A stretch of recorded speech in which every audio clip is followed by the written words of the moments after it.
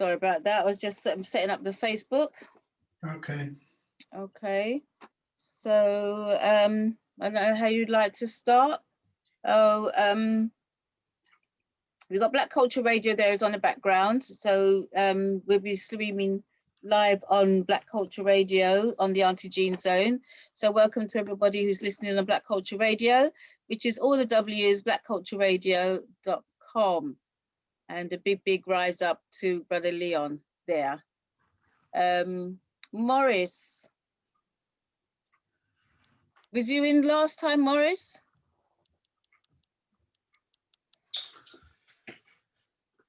No, I wasn't, Auntie Jean. You wasn't, okay.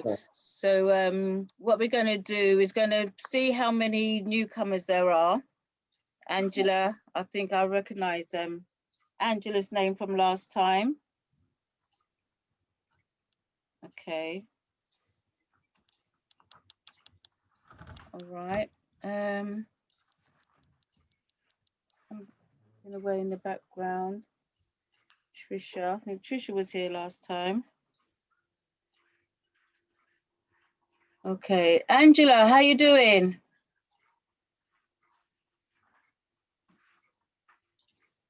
I'm fine, thank you. How are you? Happy Easter to everyone. We're good, thank you. How are you getting on? How you been? A. Angela Bay, yeah, Bay. How you been doing? I'm alive. How you been getting on with your pyramid? How you been getting on? With still on the first line. Okay. At least you started. Which is good. Still on the first one. Okay, that's cool. And we got Patricia. It's not two eyes, it's just Patricia. How you doing? Greetings, fine, thank you very much. Sorry, I've just logged in. Okay. Yeah, I'm good. Is this your first time or you was here last week? I was here last week. Okay, how are you getting on? I'm on my third line. Okay, brilliant. Well done. That's good. Ebony, this must be your first time because you're asking what is a pyramid. Are you able to, yeah? Yeah. Okay. All right, so you managed to get on. Are you still on your phone? Yeah, it's not working on the laptop. I just have to like soldier on with my phone. Okay, so what's happening with the laptop? Well, I mean, I've logged in the link and it's just it's asking me for a you know, the ID meeting ID and a passcode. Well, it doesn't need that, does it really? Yeah. Does she register, Jane? You just need the ID. Did she register though? Yeah. I did register. So didn't it let you come straight through when you went on your laptop? No, it went straight through on my phone. Yeah, but not your laptop. No, but I'll see what I can do later. I mean, I'll put the ID. I'll put the ID in the chat. Okay, thanks.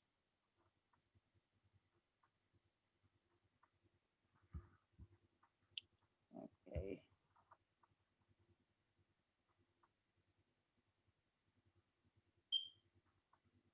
Who have I spoken to? I think I've spoken to everybody. Yeah, is that everybody? Dawn. I'm just writing down the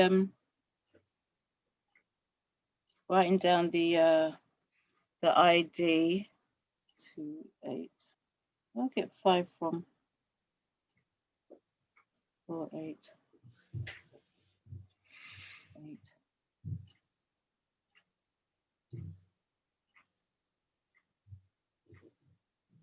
Okay. I'm just going to put the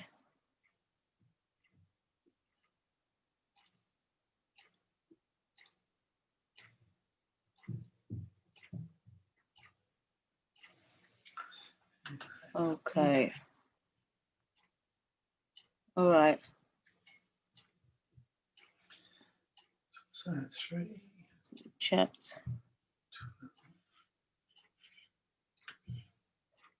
Okay. Well, we're back up to what's that? 22 or is that 18? Yeah, it's 18. So that means that 4, 8. how can we see All right. all the first timers? Could you just put your hands up? Do all you first timers know how to put a hand up? Or raise your hand or make a clap sign or something. There's one. Anybody else who's first time? If you can just raise your hand if you go into the chat. 2, well done. 3. Sorry, 3. Where's it? 3 was the third one. Shazzy had her hand up, or his hand up. Morris. Can you do it again, please? Because the hand only stays up for a little bit. All the first timers, first time today. Okay, Morris, Shazzy, And Ebony. Morris, Shazzy, and Ebony, Yeah. and Mon. That's 4. Come on, that's 4. All right. Would you want to have a Right. quick word with the newcomers and then Right. find Yeah. out what everybody else is doing? Yeah. Yeah, I think that for you guys that are newcomers, what I think it will be really, really good, because otherwise it's not going to be fair for the people that have started already at the very beginning if I go back to the beginning. So what I would like you newcomers is, if you just watch in the background as to what's happening today, and see if you like it, because we know we've got to start afresh again, another beginner's course. So if you just follow through the best you can, and I will go through it just very, very briefly, because I've got a lot for the people that have actually been here for the last couple of weeks now to progress them through. But you guys watch and see, because you'll be seeing something that the first lot would have not seen yet for the first time. So it will help you to make your decision whether or not you want to go on to part 2 or not. So first off, the whole idea of what we're doing here is to create a pyramid which basically gives you an action. You're going along filling in each of the squares with an action that you have done to somebody. We're not seeing the top. That's it. So with an action that you have done to somebody. So there are 7 boxes on the ground. Then there is 6. Then there is 5. Then there is 4. Then there is 3, 2, 1 until you get to the very top. So what you're doing is you're starting off with the worst thing that you have ever done to somebody. So if you've got, sorry, you put me off there for a minute, because I want to go through in a minute to everybody. So you can change yours. It's only because I put the spotlight on. So if anybody speaks, it still stays on to you, but you can change yours to gallery. Right, okay, that's better, because then I can see everybody, because I'm going to be asking questions shortly. So for those newcomers, just to give you a brief idea of what you're actually doing, or what the pyramid is all about. So you're starting off on your first row with the worst thing that you have ever done to somebody else. So that's your action or deed. Then once you've run out of everything that you can remember in that action or deed, then you start on the words that you've said to somebody that would create or cause them harm or hurt from hearing those words. Then you move on from those words into thought, and you get to the very, very top. The basis of this is that you're starting off from the negative and then you're rising to the positive. So you're angry, your anger has now turned to words, and now you're just at the end of the argument whereby you're just thinking about what's just happened. Now that is a brief idea. You're going through your life. So you're looking at from your childhood right the way through to today. So what's the worst thing that you've done to anybody? What's the worst words that you've put together that would cause somebody else harm? And then what have you thought about somebody? And you end up with the last word at the top. Okay, so like I said, for you guys that are starting for the very first time, just follow along, because you're going to be gaining something that the first lot did not get first off, because this is my first time in kind of like learning how to teach and how to convey what it is that I'm trying to get across to other people. Right, so the first thing that I'm trying to do... I think you've got a couple of newcomers just arrived. Who's that? Patrick, have you been, was you here last week, Patrick? If you'd like to unmute and say. Patrick Stephen? Yeah, hello, good afternoon, good evening. No, I haven't been here last week. It's the first time I've come on. Okay. And also, Norel? This is your... She's with me. Okay, you're both together. First time for both of you, yes? Yeah. Okay, all right. What Arthur's actually said is that, because we've got a couple of other newcomers as well for this week, if you just sort of like stay in the background, would you like to repeat yourself quickly, Arthur? Right, so what we're doing to start off the pyramid is that, because you're only just starting here today, what I'm going to do is I'm not going to start at the very beginning, because it would be unfair for those people that have been here for the last 2 weeks. So for you guys that are just starting, just sit and watch and make your way through what's actually going on, and then you'll be able to make your mind up as to how you want to go forward. Okay, that's no problem. So watch it as we go through. But to give you a brief idea quickly, because I haven't gone too far on now, what you're doing at the bottom of the base of your pyramid is you've got 7 boxes.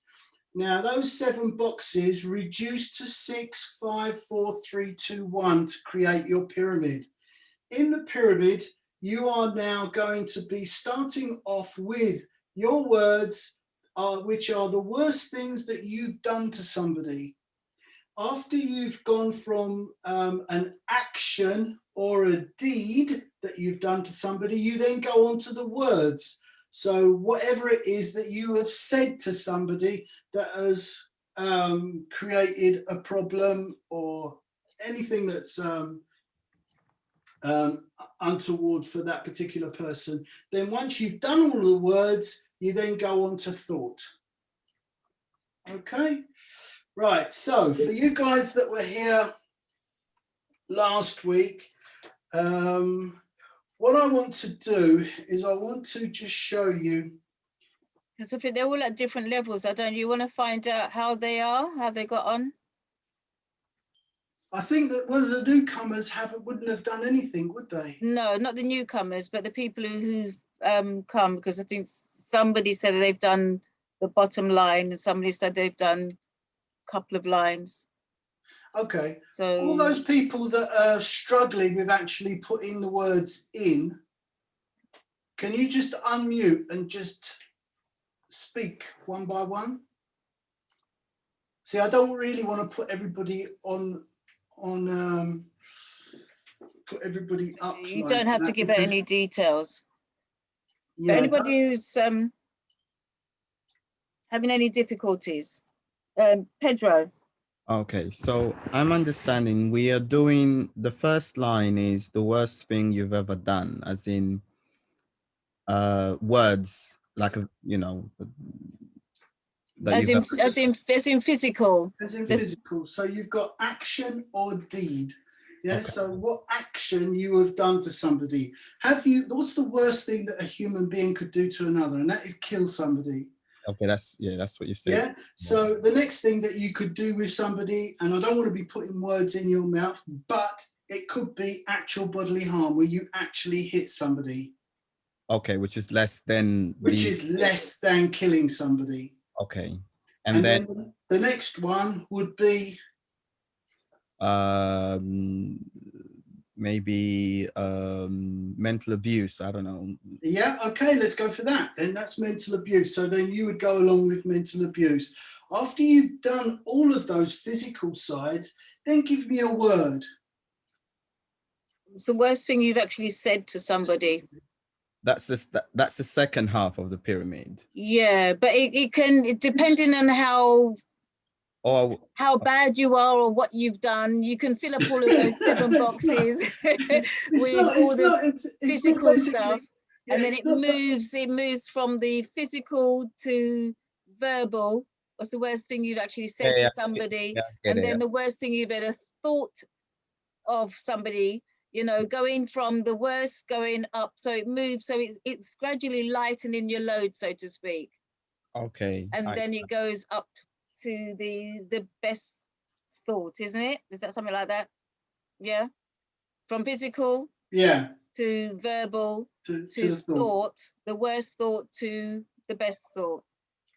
Okay. But does it have to relate to the first thing you've put on the pyramid? No. It could be 2 completely different. Absolutely. Absolutely. All right. You could end up with my child made me angry and I screamed at my child. I went blah, blah, blah, blah, blah. I swore. Mm-hmm. It could be your daughter, it could be your daughter, you're sitting down with your daughter and your daughter's talking through something and you're trying to do something else and you're thinking to yourself, oh my God, why can't you just go and sit down? So, it depends on the severity that what you're going through or what you've actually gone through your life. But this is about honesty. This is your pyramid. This is made up of all of the things that you have done to somebody else, either physically, verbally, or mentally through thought. So, and then you'll collect all of that, and then I'll gradually show you why you're doing what you're doing as you go through the course. Okay. Because this will help you with dyslexia, it will help you with trauma, it will help you with, there is so many things that it will help you with the blockages that you've got in your life, okay? Okay, great, thank you. All right, but if there's anybody else that's got any problems with putting the words into their pyramid and you've not said anything at the moment, if what I've said has helped you, then let's continue. But has everybody understood what we're actually doing and how you're going forward on your own? Okay. This is Daily. You're just like the lady said before. I didn't put a lot of negative things in because I sort of don't use a lot of negative, if that makes sense, with myself and other people. You don't? No, I try not to. But that's good. Yeah. But then the negative of not doing anything good is because you become a doormat for somebody else.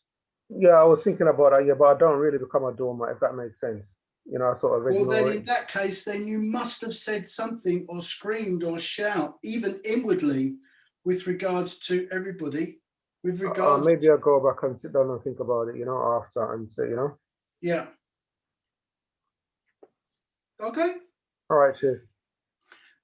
You've got my number. If you have any problems with it, we're going to be. Is this your first time? No, Arthur, no. Daily's been before. Daily's been before. Okay. If you're having any problems, please just give me a ring. Are you saying that you haven't had any I haven't had worse any things phone or calls. bad things? Yeah. Not to say I had bad things done against me, yeah, but it's not that I've done a lot of bad things against people and saying bad things against other people.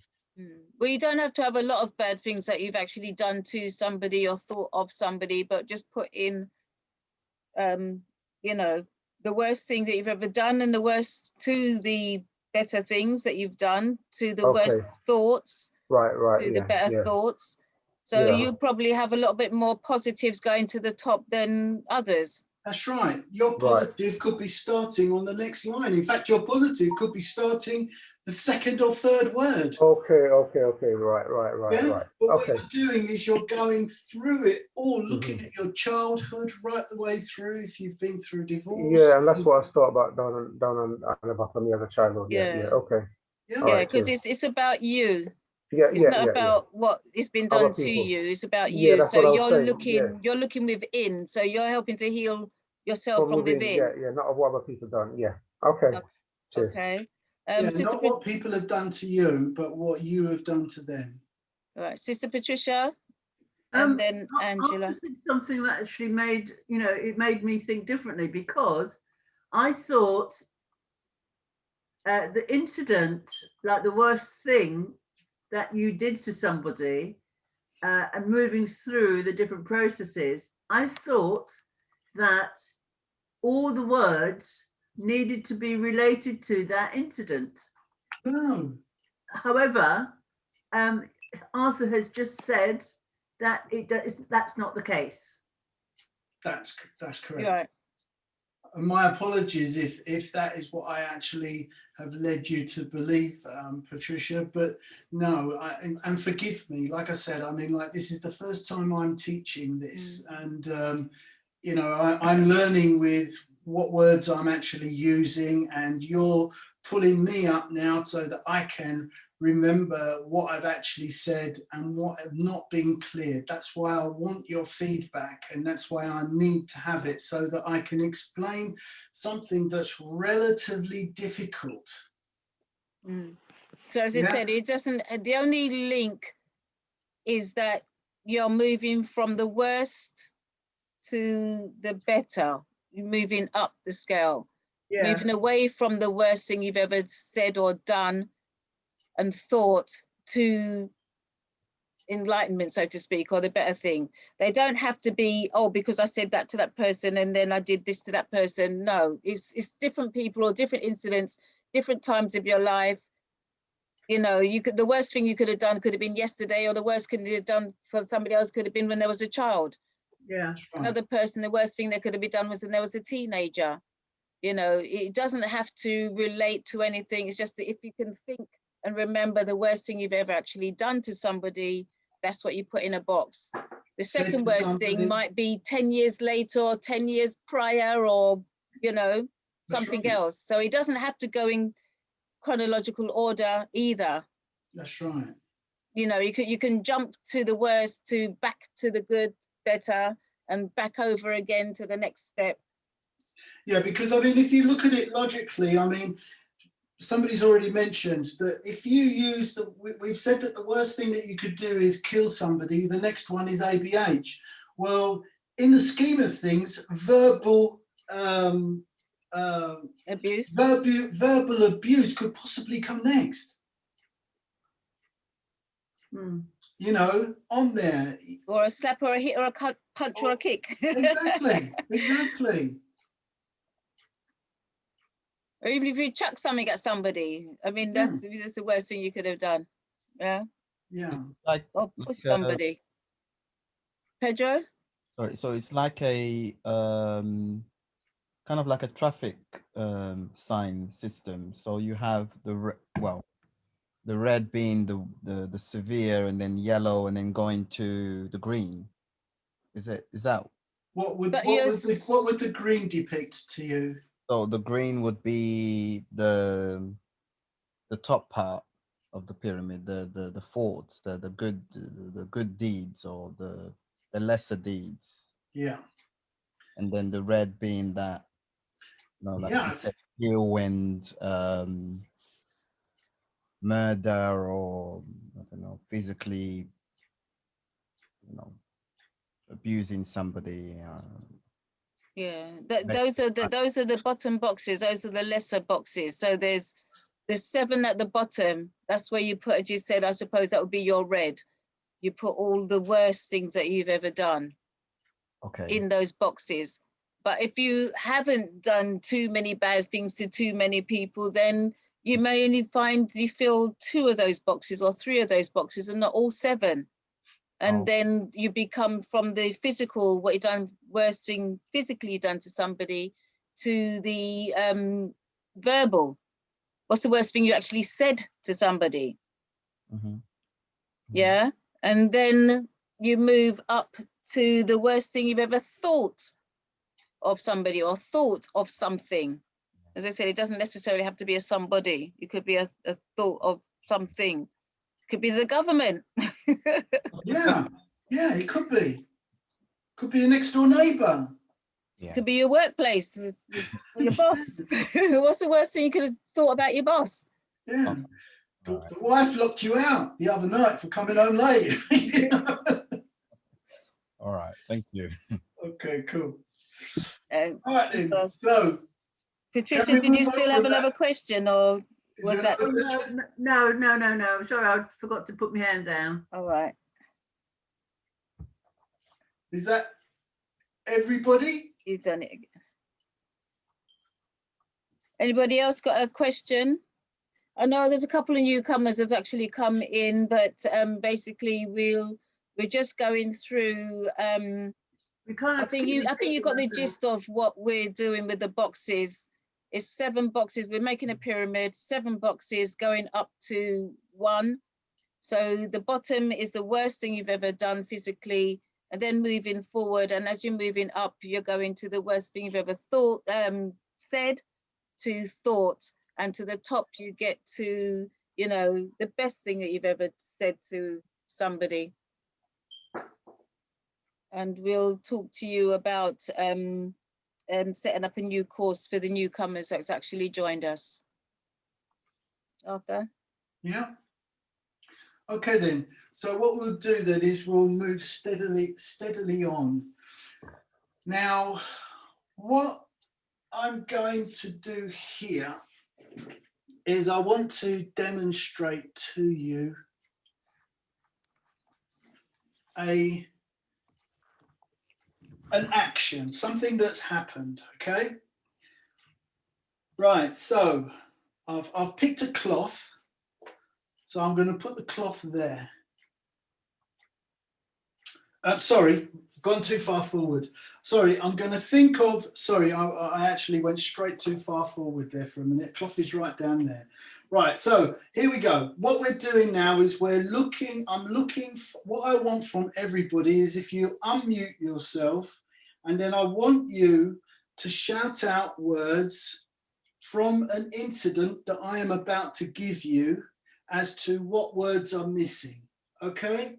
So, the incident that I'm going to give you is, I'm walking along and I fell over. Yeah?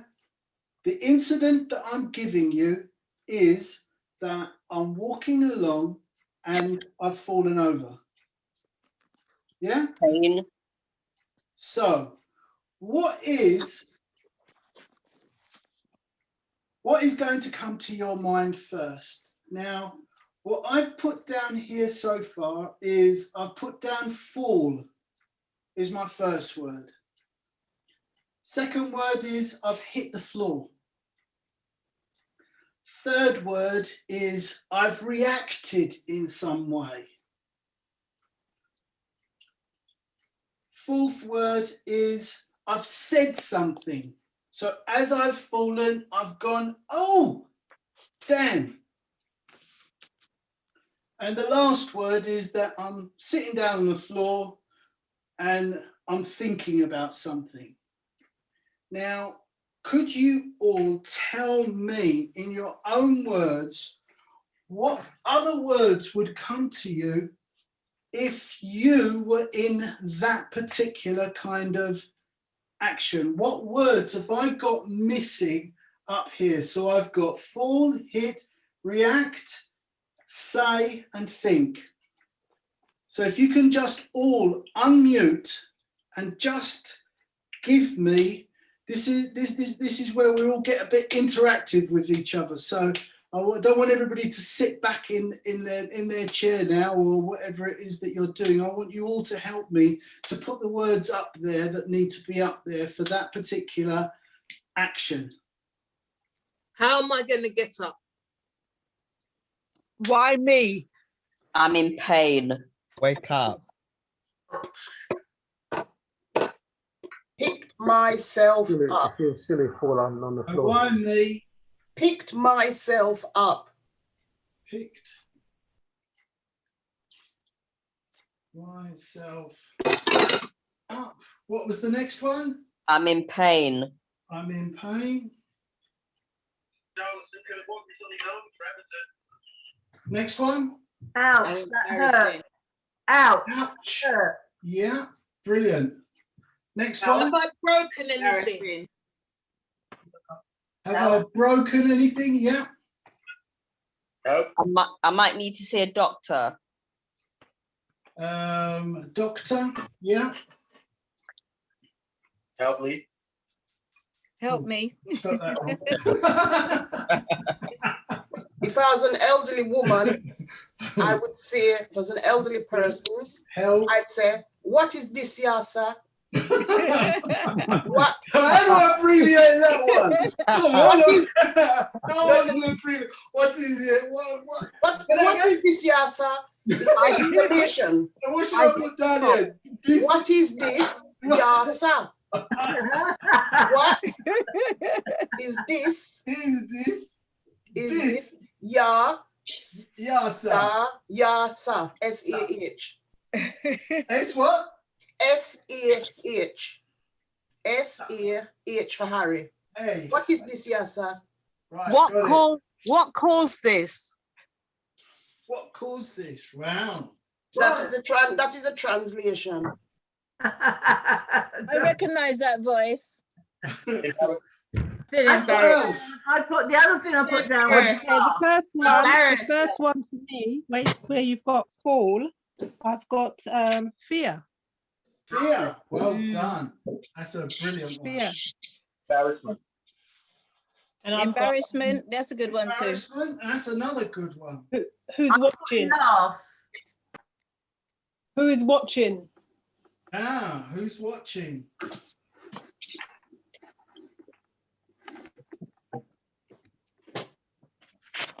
How about is somebody going to help me? Is.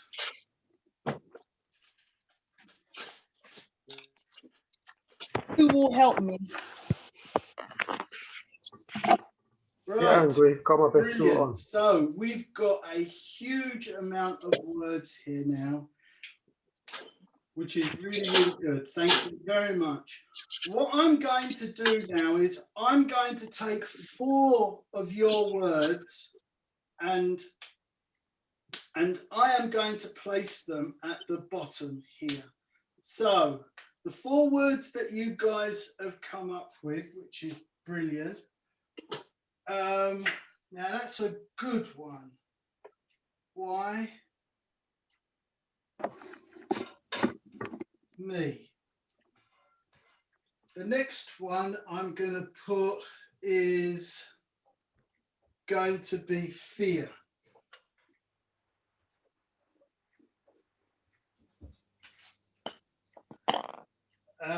The next word that I'm going to put is going to be embarrassment.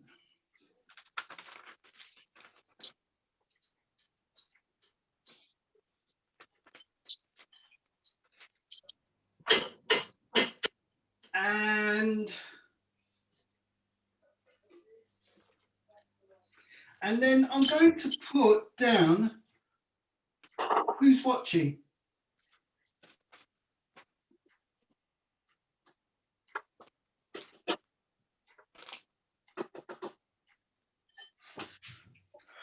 Right, so here we've got our first one, which is why me? The next one we've got, oh, let's just change the colour.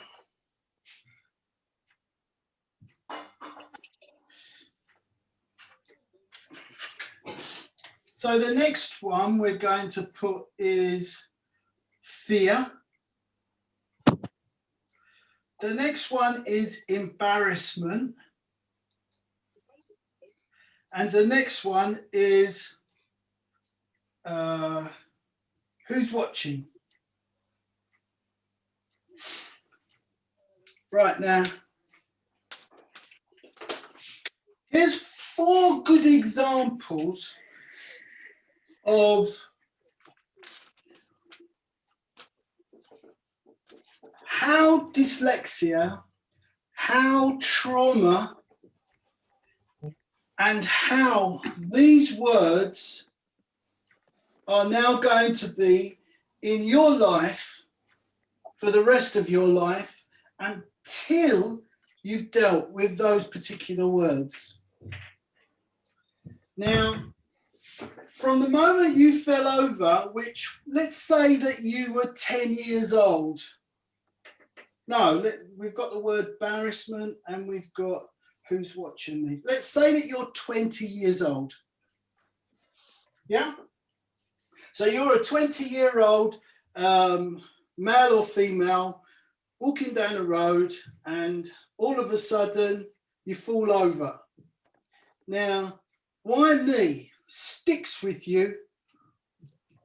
At that moment of that trauma, that word went bang and hit me. Yeah, bang, hit me. Why me? The next word was fear. Bang, hit me. The next word, embarrassment. Bang. And then the last one, which is who's watching. Now, all of those particular actions, all of that information has gone into your head, and what has happened is that it's come to a dead stop. They have now imprinted on you a problem.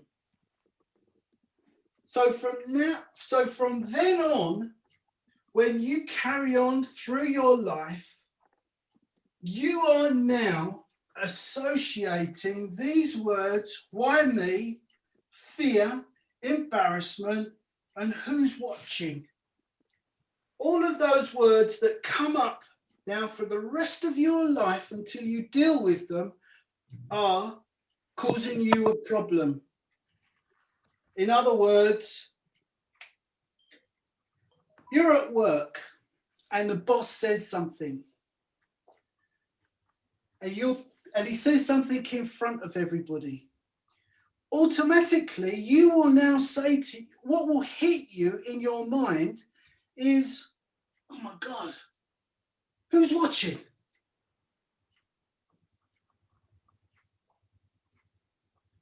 And what will come up to you when the boss is telling you something is, my God, this is embarrassing.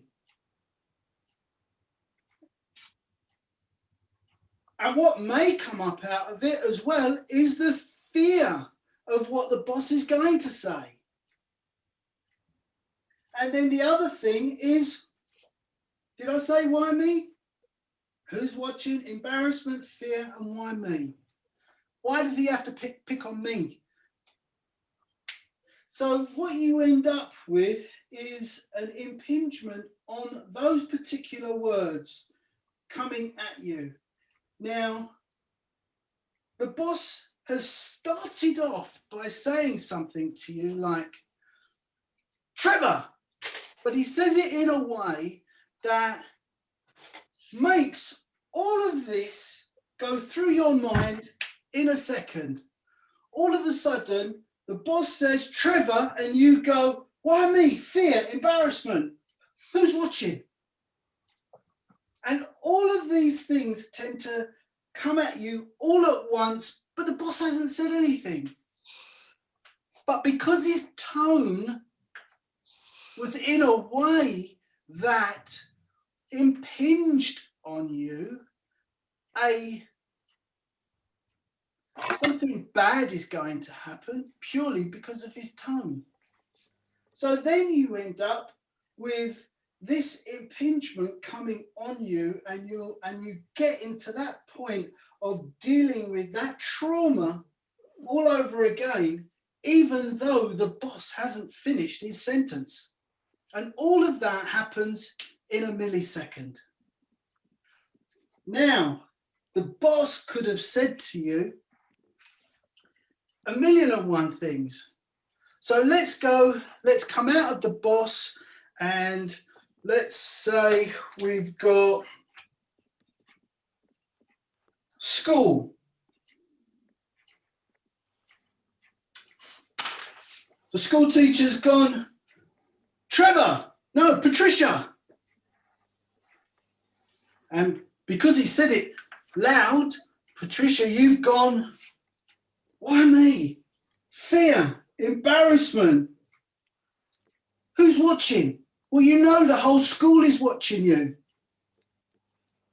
But all of a sudden, all in a millisecond, you've hit that trauma has created a blockage.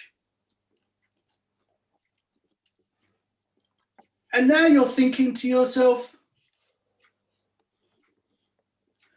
oh, what is he going to say? What are all of these words are coming back. Why me? Fear. And he hasn't said anything else yet. Okay, so that's school. So let's go on to another one. Let's say dad. Now we all know dad. Charlie, get your backside down them stairs and come on, clear up this mess.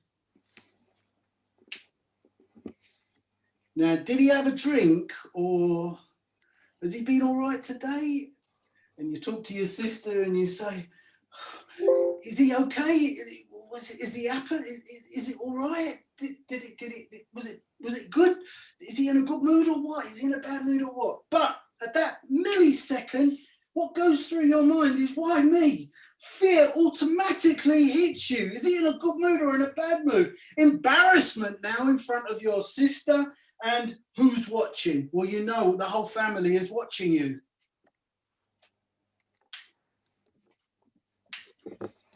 So what you've done is you've enacted all of these moments of pain or trauma in your life have now impinged on you, so that it affects you now whenever you end up with having a problem, or you're put in a situation which is causing you a problem. Now let's look at dyslexia. Now, the part of dyslexia that I'm going to be going on to is, you've gone to university and you're doing an English lesson, and the teacher says to you, Charlie, can you read out the next paragraph for me? Patricia, I want you to do it afterwards. Pedro, could you do it after him? Shazzy, could you do it next? And so on. And then all of a sudden, bam, bam. Why me? Fear, embarrassment. Who's watching? Now, we have all gone through situations in our life where we end up with a recurring problem that's happening throughout our life constantly. It's not all the time that we actually remember that these are recurring, because it's a painful moment in your life that has created an impingement or a pain or a trauma that is now affecting you It's affecting your ability to read. It's affecting your ability to deal with someone's tone. It's affecting you to being pulled out in front of all of your school friends. And it's affecting you with your boss.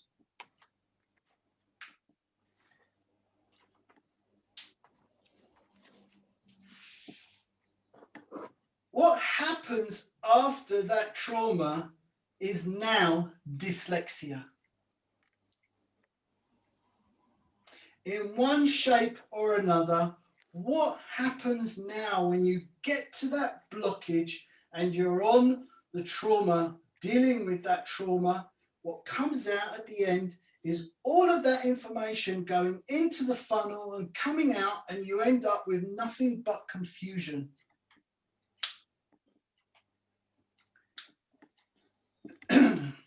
And this is what dyslexia, this is the reaction of dyslexia.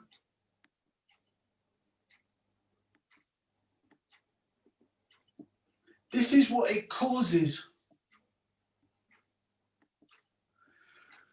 It causes this problem that moments in your life where you've read a sentence and you get to the end of that paragraph and you say, what have I read? And you don't understand it. That's dyslexia. When you've ended up trying to deal with your boss and you cannot deal with that situation. Now, all your boss has just said is that he's come at you with the wrong tone. Now, just because his tone was in a way that created your memory to go back and say, I've done this, I've been here before, so I'm going to go and I'm going to say all of these things again. Why me? Fear, embarrassment. Who's watching me? Just because of his tone. You're in school and the teacher shouts your name out, trying to get above all of the other noise that's happening inside the classroom, but because it's said in a tone that has an impingement on you, all of this goes through you. And all of a sudden, what comes out is dyslexia, confusion.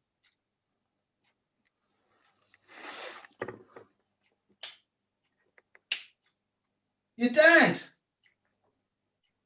You know that if your dad is in a bad mood or just come from the pub or he's had the friends over, you know it depends on whether he's had a drink or if he's in a good mood or not. But the point I'm trying to get to you is that try to remember moments in your life when this is reoccurring. Every single time it comes up.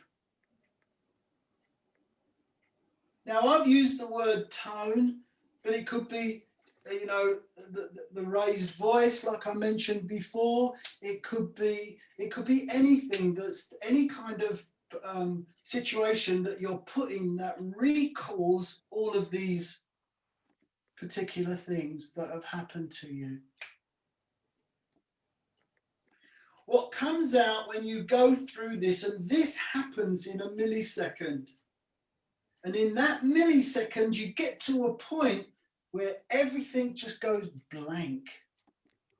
And you can't think any further because the reactions that's coming out of there is, oh, fear.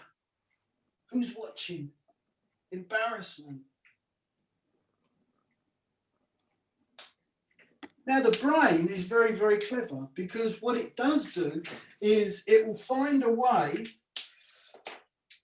of trying to get on in life. So other words that have happened, like hit or fall or say, will just literally just go straight away through and not have any problems with understanding.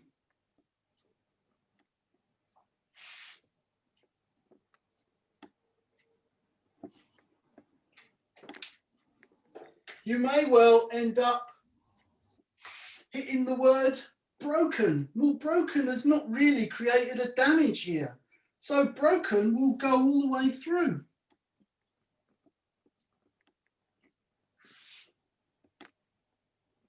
You don't have a problem with anybody using the word broken or in a loud voice or in a tone that's really, really bad. All of a sudden, that's fine for you to get along with. Even the pain comes along, and that's part of the words that was mentioned. And then you say, and then you hear that word, and that's fine because your brain is now understanding that these words that are not mentioned, you don't have a problem with those. So those words are able to carry right the way through for you to be able to do the action or the reaction or whatever it's asking you to do without there being any problems and without you having any problems with your dyslexia over them. And that's purely because they've gone past the trauma point and they've been able to go onto the receptor where the action is okay for you to be able to complete normally.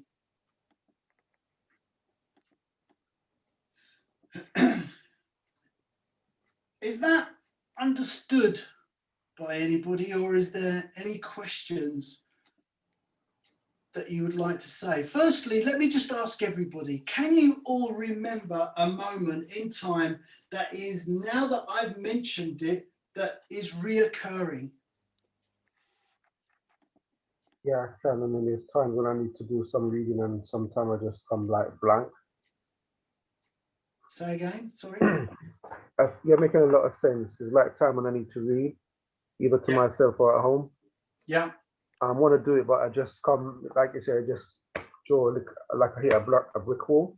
That's it. And nothing, you don't want to do anything. If you want to do it, but you don't want to do it because you're sort of like stuck. Right. A brick wall. And you don't know why. Got it.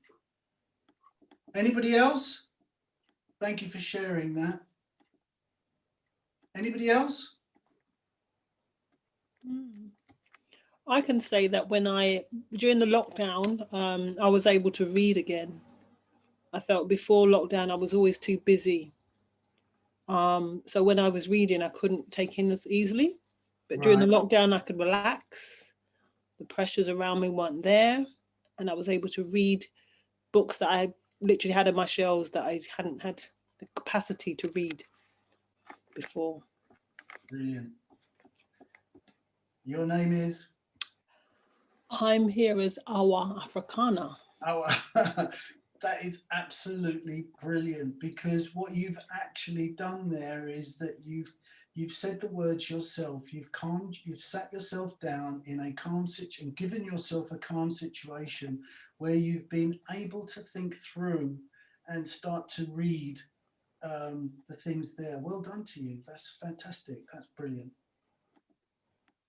Anybody else got anything else that is creating a recurring action? If there isn't, then don't worry. All I'm trying to do is to just demonstrate to you how trauma and past pain creates dyslexia or a problem for you for the rest of your life if you're not dealing with it.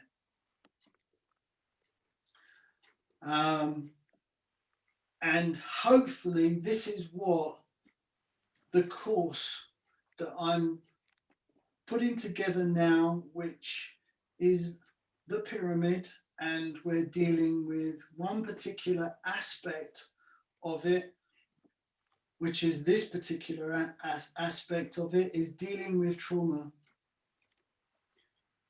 dealing with dyslexia, and dealing with the problems in life that we find very, very difficult to get over. So the barriers that are created because of life.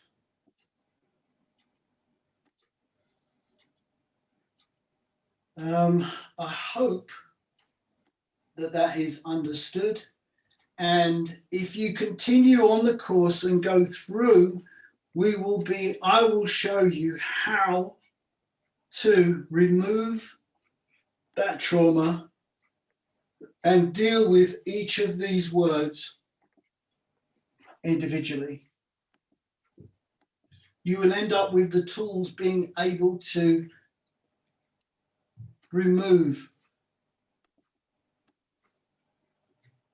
the trauma that has happened to you, that has created the dyslexia, that has created those moments of blank in you, those difficult moments in life.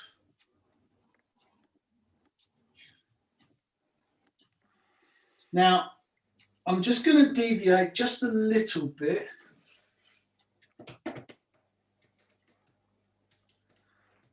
Just because we've still got plenty of time. And I'm going to say this. How many people here are married?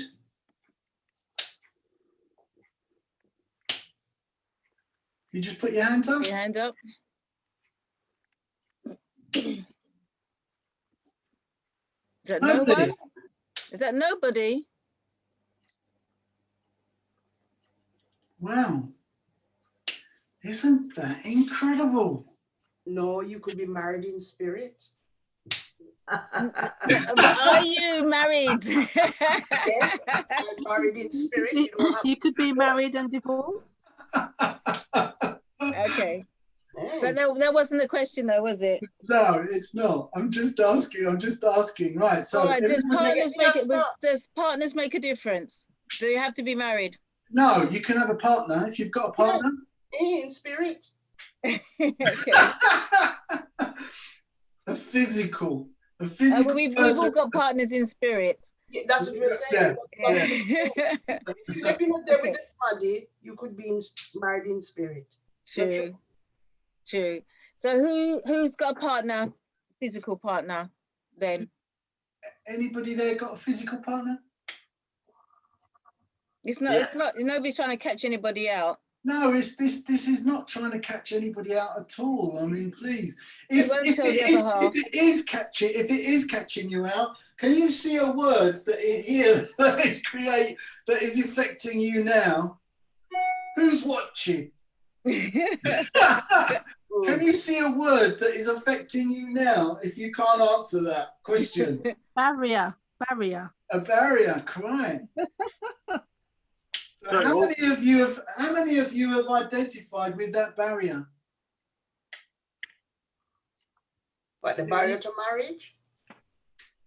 The point that I've just barrier to speak and share.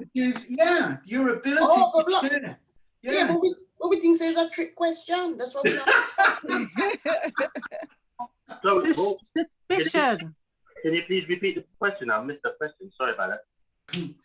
Right. The question is, are you single or are you in a relationship or are you with someone? It doesn't matter. You could be married, relationship, anything. Yeah, I'm married. You're married. Okay. Wow. That's good. Okay. So there's only one Oh my God. that's married. Who tell you that? Me tell you people can get, you don't need a piece of paper.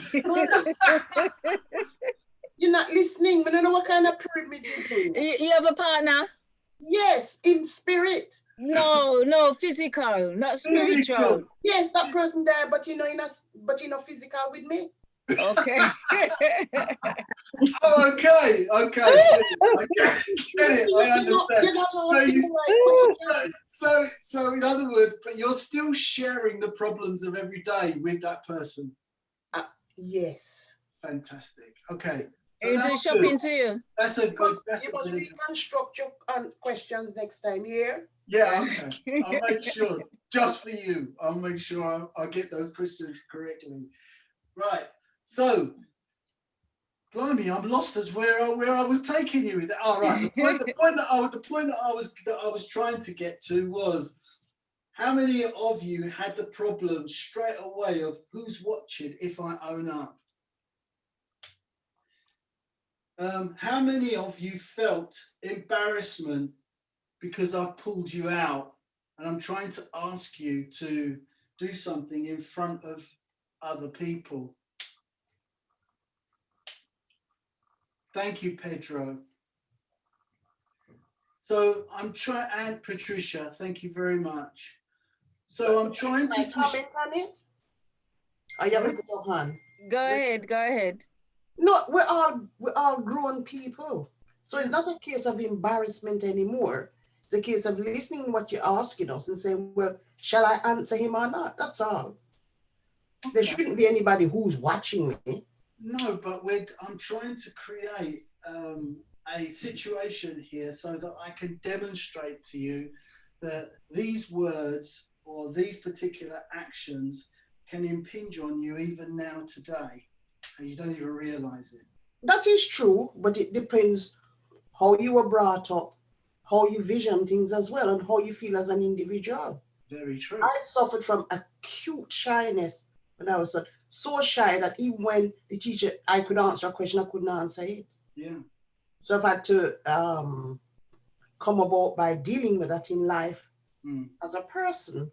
Mm-hmm. So when you're talking about embarrassment, who, why, me, all those things are big alarm bells for me. Yeah. But as I've grown up and been able to manage myself and say, well, the world is there before me, I can deal with it. But I don't think anybody should be embarrassed, as one elder told me. Is a Dominique. As you get older, you don't get embarrassed about nothing at all. There you go. Life is short. Exactly.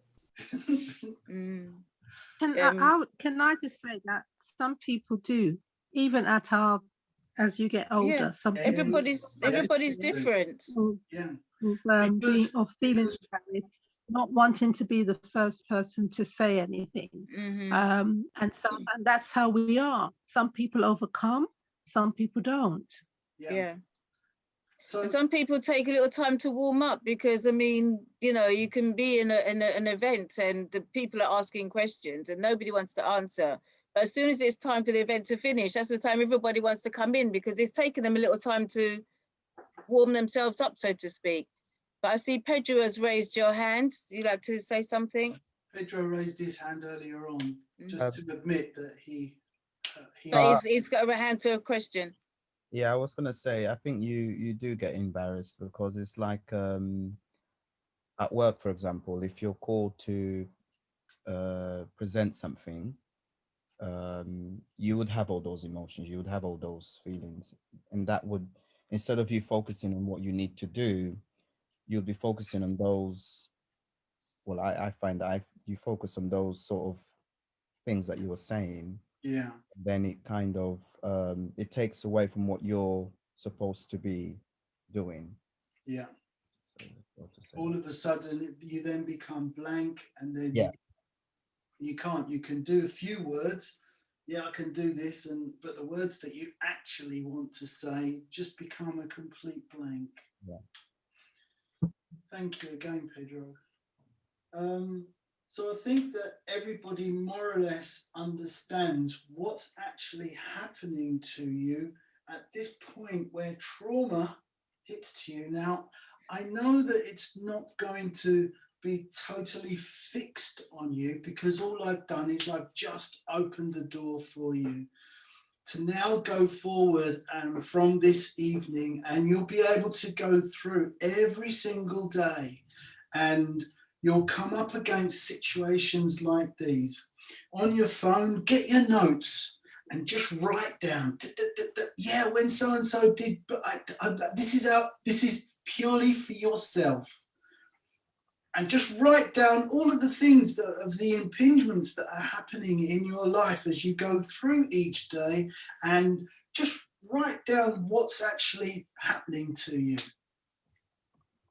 This is going to help you while you adjust from sitting back and not reacting or not confronting to bringing you forward to a point whereby you can actually try to do something, or want to do something, or realize that there is something that you can do.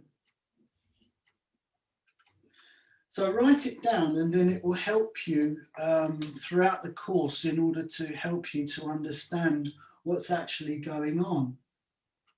Because the course will open the doors for you, and it will show you where all of the problems actually are. But you come into this world on your own, and you're dead on your own. And unfortunately, where it comes to your own problems, each and every one of us is unique, because each and every one of us has responded to a problem completely different to the next person. And that's why when you're writing your pyramid and you're putting in the things that you have done to somebody else, that only you can put those words in. This is all about you. And I'm trying I'm trying very hard not to put any words in your mouth, so that all of the words that you put in your pyramid are yours. Now, there's no examination pass at the end of the day. Have I done this right? So if you're thinking, have I done this right? There's a problem in your life with that particular word. There is a trauma that is linked to that. Have I done this right? I don't want to appear to be stupid in front of everybody or embarrassed with everybody. There is a word that is impinging on you from creating whatever it is that you're doing.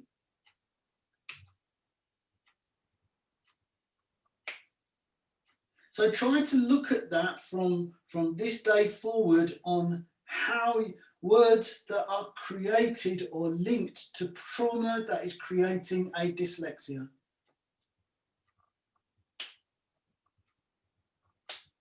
But can I ask, Arthur, when we do the pyramid, do we send it to you, or do we keep hold of it ourselves? You keep hold of it yourself. What I do want from you is I will be sending you a questionnaire at the end of this evening, those people that have finished all three. And in that questionnaire, it will ask for your first and last word. So the first word that's at the very first, at the beginning, and the very last word. Okay, I've completed my pyramid anyway. Well done, fantastic. Yeah. And it doesn't have to be spot on, because as you go through the course, don't forget you're opening a door that you're only partially able to open it now. But as you go through the course, you'll be able to stand up in front of everybody here and talk to everybody, which I will give all of you the chance to be able to do that at the end of the course, because all of the barriers you would have got rid of. Okay, so this is today is the ending of module 1. Am I correct? That's correct. Okay, so module 2 would start next Monday. Well, that's yet to be defined yet. I mean, Auntie Jean and I are still kind of like looking to see what the numbers are going to be like, because every week we've ended up with people joining. So we know that there is possibly room for another course that's going to be going through for beginners, for another 3-week course for beginners. But how many people are actually going through onto the next course to start opening the doors to and dealing with this trauma and the dyslexia?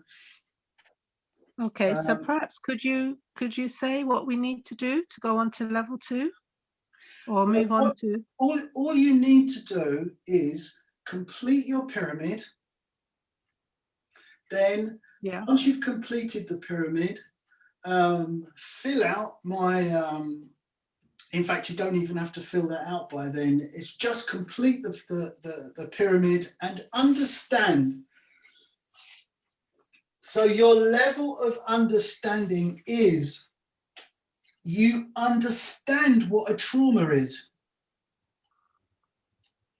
You understand that words that have impinged on you through your life has had an effect on you.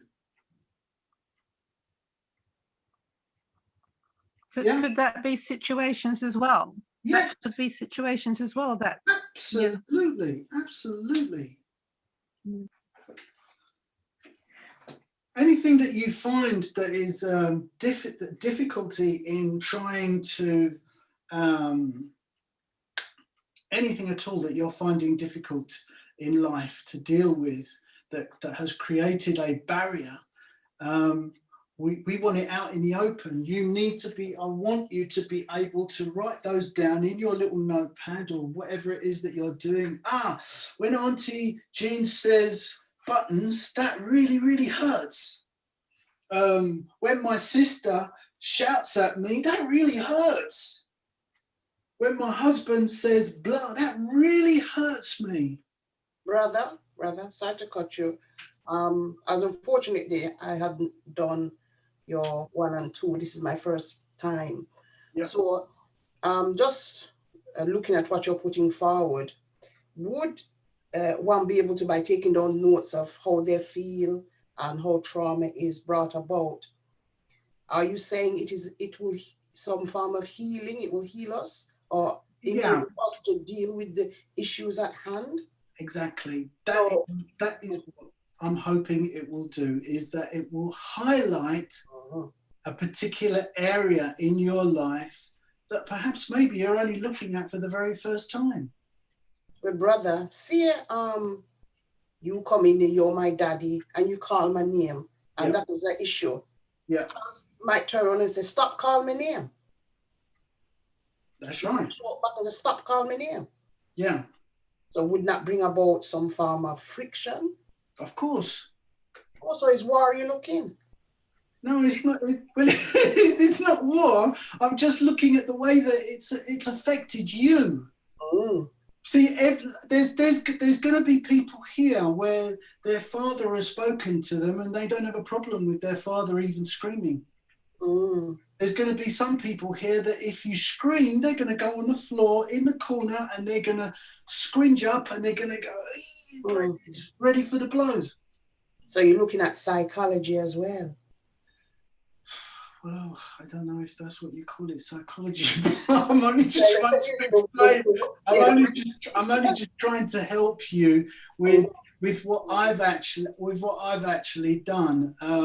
If you were here on the first, then you will understand that I've gone through this particular journey in order to create and manufacture this particular product, which I've been able to do, to go from invention, in other words, it was in my head, manufacture it, and now have it on sale. Wow. And the different areas of life that you've got to travel across in order to learn how to do all of that and create something like that with dyslexia. Right.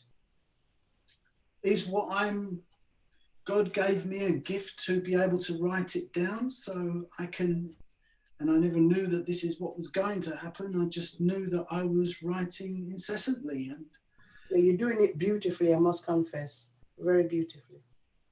I think I have to commend you for it. Yeah, I think I'll have to pinch myself on your second module. Okay. Thank you very much. Well, lovely. Thank you very much. So that's what you need to have done to go on to the next one, and that you understand the pyramid, and that you're beginning to understand the words that are having an effect on you. Yeah? Don't forget, these are two completely separate things. this is what has happened to you,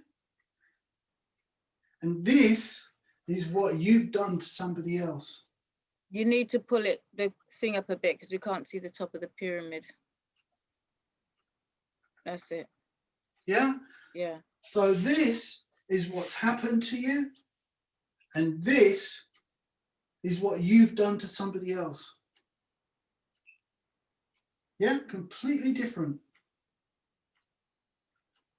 I'm going to open the door to some amazing things that you're going to be able to do. Hopefully, you'll be able to do what I've done, and you'll be able to go across from being able to, what could I say, be a barrister and stand up in court and say, Your Honour, if I read to you Tomlinson versus Arthur in 1956, this was allowed because Arthur sat down when Tomlinson looked at him. You will be able to argue in court with a judge. There is going to be no word that anybody will be able to say to you that will make you wince.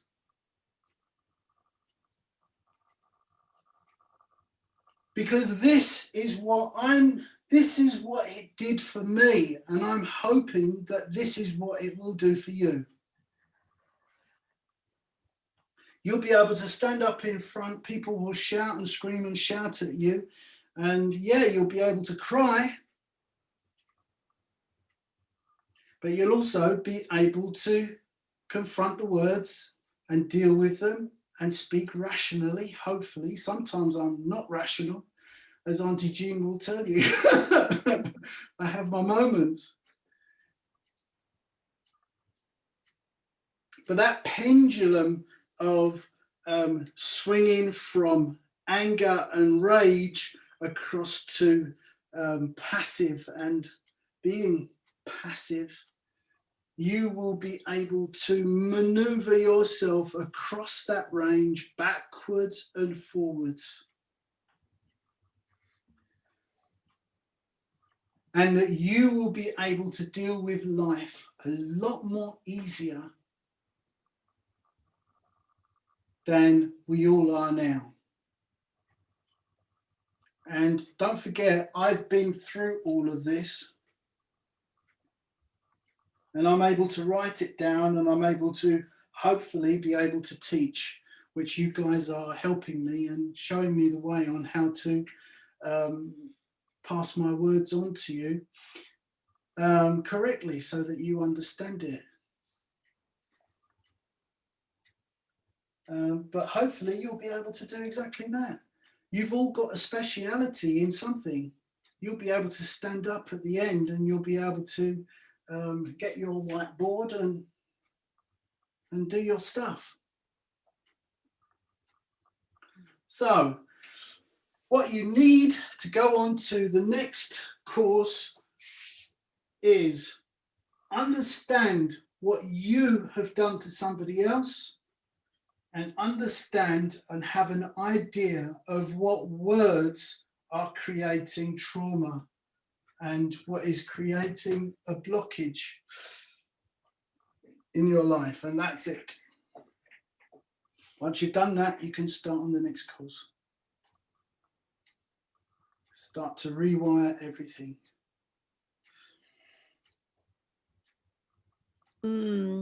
I've done some of the triangle, and it's definitely a good reflection. I definitely think it's a good activity to do.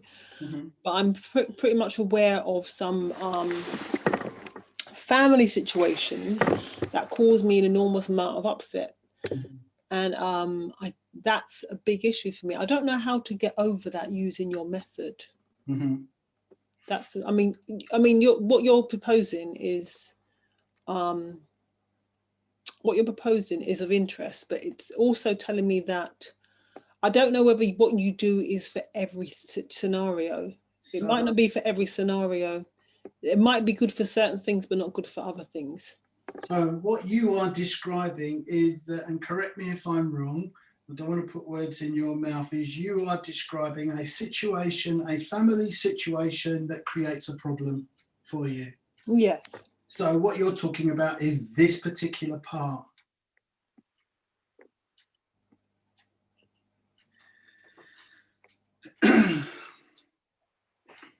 All right. Now, if you hold on 2 seconds, I'm now going to open a door for you. All right. And I'm going to open the door for everybody. Let me do this demonstration for you. Right.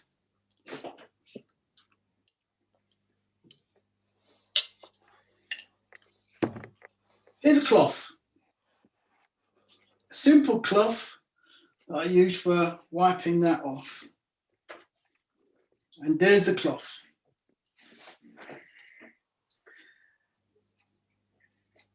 The intellect says, there's a cloth. The intellect says, the cloth is crumbled up. The intellect says, it's on the table. The intellect says, the color is orange.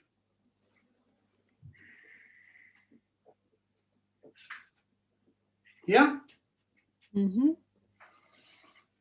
Intuition says, I can see what I can see. Intuition says, it is what it is.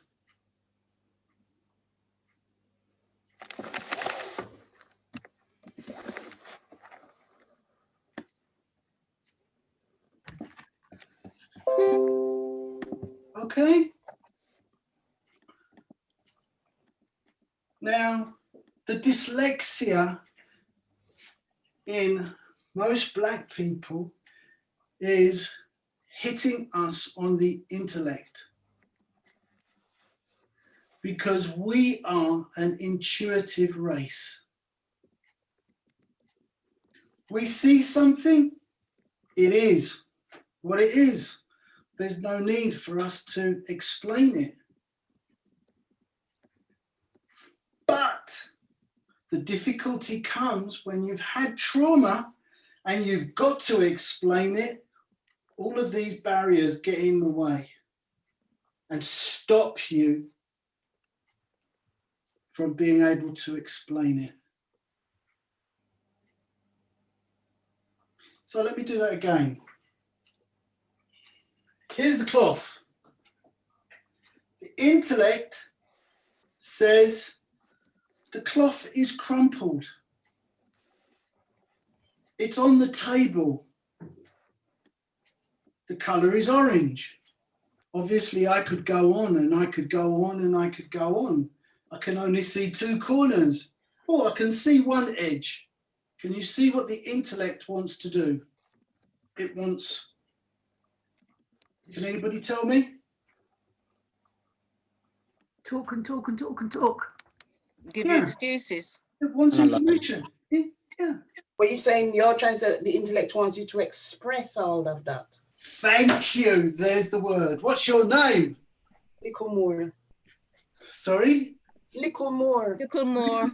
Little more. You 2 more. That's wicked. That's exactly what is happening. Thank you. You know, that is exactly what is happening. It wants to express itself. But we're intuitive. Nobody's taught us.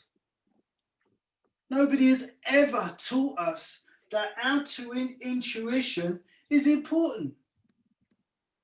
All people are telling us is that intellect, you've got to go to university, you need an ology, you need a blah, blah, blah, you need this, you need that. Otherwise, you've done your homework because you need this and you need that. But when you go and you sit down and you try to understand all of these things, bam,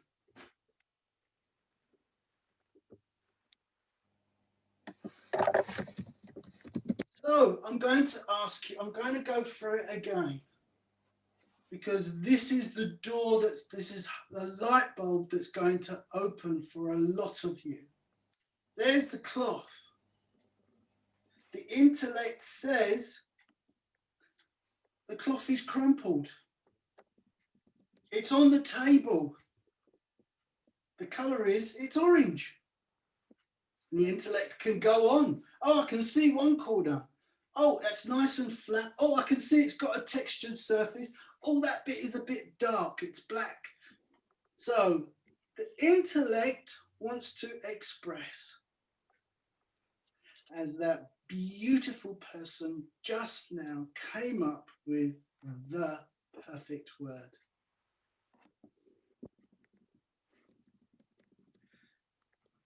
Intuition says, it's a cloth.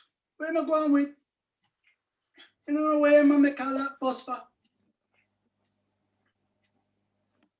Pick up the cloth, man.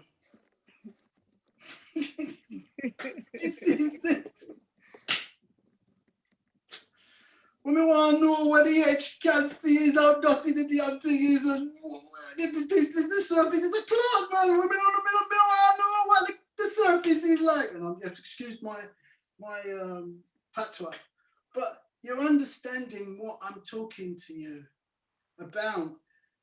This conversion from intuition to intellect is what's causing your problem. Brother, are you saying that's for the majority of us as African people? I would say it's almost for all of us, for African people, because what we are doing is we are translating our native language into another language called English. That is true, but you can be trained to express yourself. Yeah, you can. And for those of us that are able and that have been trained to be able to express themselves, how many blokes here have actually gone down through that? How many women here are more able to express themselves than any man here? Not necessarily any man there. The reason why I was able most probably to answer your question about the two theologies is because I went to university and I had to use verbose language to explain just one little item. And I did art, and you have to express art. And if I went along and told somebody the Picasso painting, it exuded warmth, passion, then you go into the history of the painter, then you go into the history of who asked the painter to paint the painting, and so on and so on. Picasso was paranoid. Eh? Picasso was paranoid. Yeah, right.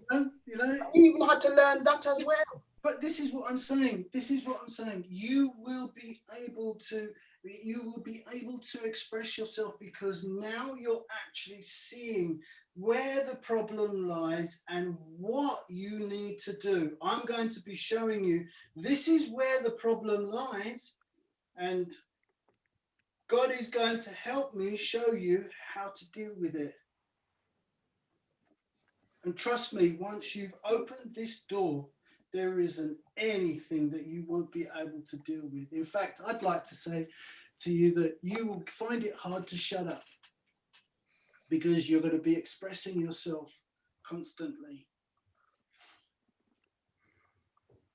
Now, those of us that have really experienced trauma in a way where we've been beaten, for us boys and men that have been experienced the ideology behind being a male, hopefully we will bust all of those, because I am of the opinion that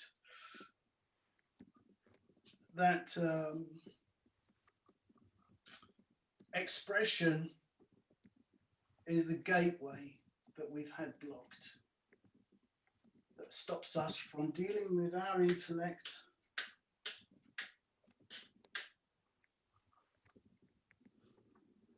and stops us from moving forward.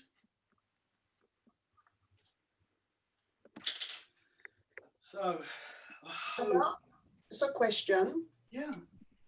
The foundation of this is partly to do with our education in this country. More than part. I think it's to do with it. I mean, put it this way: if God blesses me with any more children, because my child at the moment is 30, now I know what I know. I will be teaching. I will be teaching them in a completely different way. I will be coming at it completely different. I will be dealing with people and communication, and my communication with other people will be completely different. So I'm hoping that what I've done, if I'm lucky enough to have any more children, that I'll be able to give them a blueprint of a good foundation on how to deal with life the way that it is. And let's not forget, I mean, COVID has opened the door, and we're talking about a new beginning here for everyone. Totally agree with you. Am I correct in believing that you're seeing trauma as being almost like a, I don't know if this is the right word, but the vantage point from where to start? And you're saying that if you had more children, so you might be considering, I don't know, fostering or adopting or something like that on top. But you're seeing that everybody has trauma. Maybe that's what I'm reading, and being conscious of that, being active in the way that we interact in our relationships and the way that we think is important, because it sets almost our path, sets our path and how we experience the world. I think that's what I'm reading from. The last exercise that we did. Perfect. I couldn't have said that any better.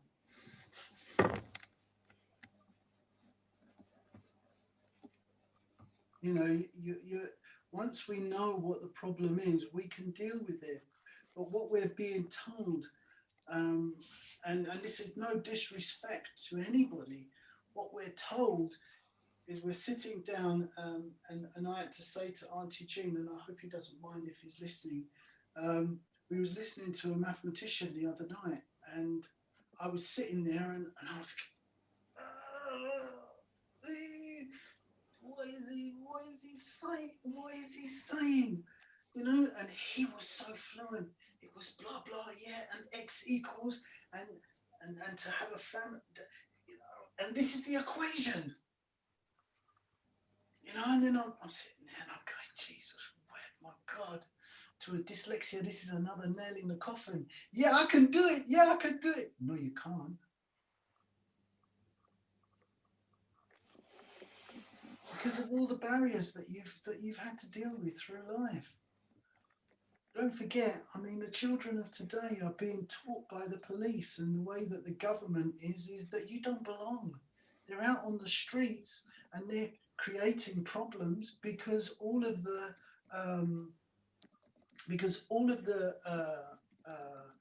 places that we used to go to as a child are all shut.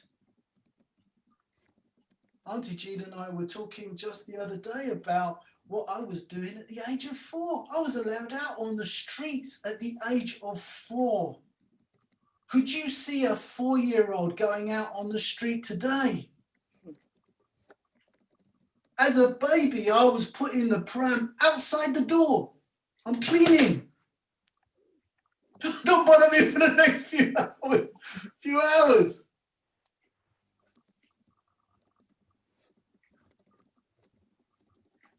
You know, so you look at life, the way that things used to be as opposed to how they are now, is completely different. And the tools that you need to be armed with, because your children are indoors more often now, especially, I don't know what age. What's the age that people let their kids out now on their own on their bike? What age have you let your child out?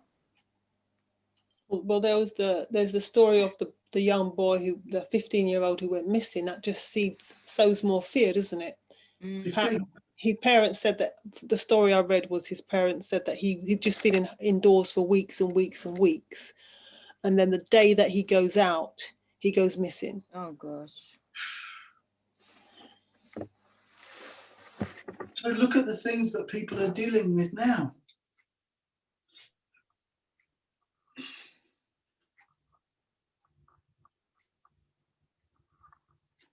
You know, I can remember driving along in my car, and I would have a cigarette, a coffee, and a burger, or something sitting on the chair, and I'd be eating and smoking and even talking on the phone. Now, I know I sat in my car and I wondered how I did that. Kind of like unlearnt it over the years.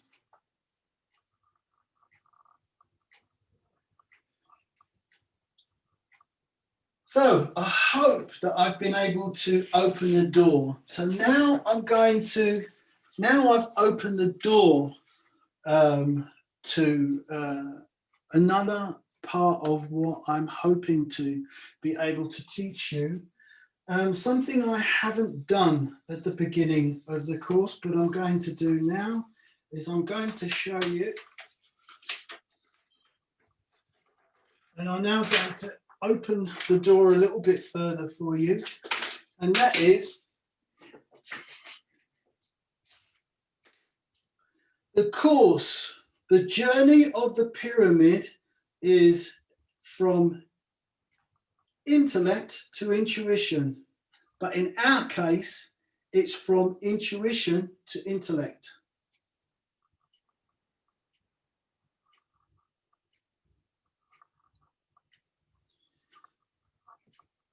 The next thing that I'm going to say is that the full course gives you one side of the pyramid. So this is one part of your life.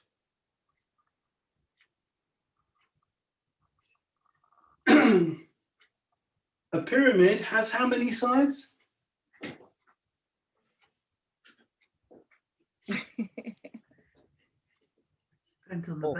Three. If it's that way. 4. We said 5.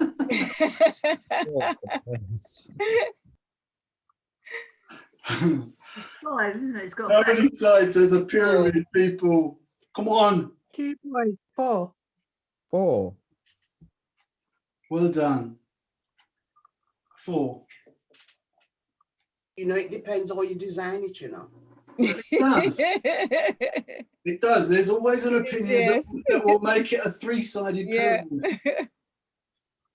There's always an opinion that will make it a 3-sided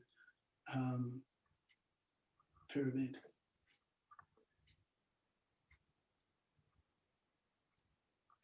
Okay, so it says 4 sides. So there's 4 sides. So there's 4 areas of your life. That the first one we are going to be dealing with is what you have dealt with just now. So there's going to be 8 for us to get to the top. And then we've got 4 other areas to deal with that we will go, which will go on to the next areas of life for you to understand. And just to give you an idea, before I do that, is there anything on here now that anybody doesn't understand? Just put your hands up. You can call me later, or we can deal with it another time, or you can jump on the next course for beginners, or you can, when you're ready, say when you're ready, and then we can put your name down for number 2, module 2, which basically you'll be expanding and delving into all of these particular areas, as I've said. Angela's just unmuted. You have a question, Angela? Yes, very sharp, Auntie Jean. Yes, I know someone did put something in the chat in relation to costs.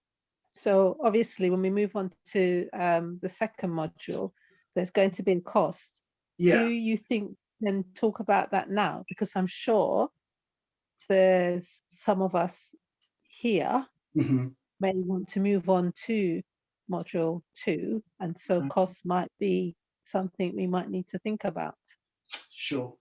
The cost is going to be £66. Okay. Now, Brother, that could be an aspect of trauma too. How do we get over that now? I love them. Yes, it could be an aspect of trauma, but I'm hoping it won't be too much of a burden for you. Put it this way, I mean, we'll do easy terms for you so that by the time you finish that particular part, you would have hopefully finished paying for it. So that Brother, so people have issue with numbers as well. Why 66? Doesn't sound right. Right, okay, 66. Why 66? I'll tell you why 66. Because when I sat down and I thought to myself, well, how much can I charge for this? You know, my conscience was pricking me, and I'm going to go through absolutely everything that I went through in order to come to a figure. And my conscience was pricking me because here I am giving you something that is God-given.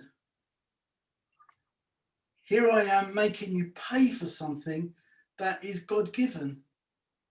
And I had a lot of problems trying to deal with that. Should I just go free? Should I do X or should I do Y? Or what should it be? And I said, well, no, the one thing that I know that it has to be is that it has to be affordable. You know, whatever happens, it has to be affordable.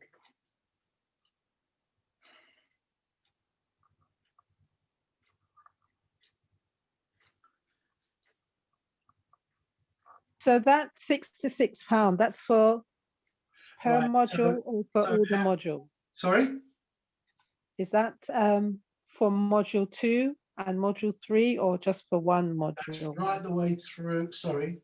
So that's for each module, sorry. Yes, so it's £66 for each module. So you'll go through and you'll deal with everything right the way through to number 8. Okay, so and each module is how many weeks, please? Each module. Or how many sessions? Well, I'm gauging that now. I know that it's actually going to be 3 weeks is what I've been able to get through. This is the point that I wanted to get through to be able to show these two. Now, the guys that started at the very beginning, would you say that you've come to an understanding of what's on the board now over the 3 weeks, or would you have wanted 4 weeks? No, I'm fine. I think 3 weeks. I got it. You've got it. Yeah. Thank you, Pedro. Is there anybody else that's gone right the way through that thinks that 3 weeks? That was Angela. Angela, right. Okay. Pedro's giving his thumbs up. Yeah. So I mean, like, I'll stick with the 3 weeks. And then see how it goes. There's going to be some people that need a little bit more time, and like I said to you, you can phone me anytime. If you've got any problems, just give me a buzz and I'll go through it. Well, as you said, there's all the option of jumping on the beginners, the next beginners. And also those that want to go back can go to jump onto the beginners. But I was just wondering, and perhaps you guys that have gone all the way through the 3 weeks can help me here with this one. If I was to say to everybody, just look at the first module, the 3 weeks, would that be enough? Or do you think that it's still, for new beginners coming on the course, Or do you think it's still need for us to go on for 3 weeks or 2 weeks? If everybody watches the first one and then I explain for 2 weeks. Well, for me personally, first week I was really baffled about how I was going to complete the pyramid. Yeah. Because I didn't understand and I couldn't think of any words. And I think that I'm such a nice person that I've not done anything bad in my life. So I don't know how I'm going to feel even that first line. But then the second week, when you began explaining again to new people who had come on the course, I understood. Yeah, and it was simply time that didn't permit me to complete. So today I've come on and I've completed it. I completed it in like 5 minutes. Yeah. From when I started, and I'd only done the first line. Brilliant. Because my understanding had become greater. Brilliant. And I realized that if I start from when I'm a child, I can now see where I am as an adult. Yeah. In how like the last 2-3 lines, I did them very quickly. Yeah. Yeah, but my initial was the first line and the second row, because I just couldn't think. And maybe I was intellectualizing it and making it harder than what it really was. So once I relaxed, it came to me and I did it. So hopefully I've done it correctly. Brilliant. But yeah. Brilliant. Super. So it's opened the doors and it's helped you in just the last 3 weeks. So that answers the question really, that we do need to do the 3 weeks. And then just keeping the recordings for backups for them. The discussion is good, actually. The discussion is good. Good. Because it does help you to kind of dispel whatever you're feeling, whether it's a fear or lack of confidence or being unsure. Because we all need clarity, don't we? We have to go through that process to then understand or begin to understand. Yeah, that's right. Okay, so we'll go ahead with that then, and I'll do the 3-week course again for beginners. Let's set that course for us. Now there is one thing we've still to do, and I want to go through this one. Wumi, are you here? Yeah, she's here. Yeah, I'm here. I missed at least about an hour and over something. So I was gonna give you a call, if not today, probably tomorrow, so I can catch up what I missed. But I am interested in doing the whole course and to pay my £66. Okay. So what we're talking about here is we've. Did you hear the part about the cloth? A little bit. Did you hear the part about the dyslexia and? No, I didn't. That one I didn't. No. You didn't get that bit. Yeah. Okay. Now, what I want you to do then with me is I want you to watch the recording first. And once you've watched the recording, then come to me and say to me, Arthur, I didn't quite get this particular bit, or could you explain that a little bit further for me? Okay, so how do I get the recording?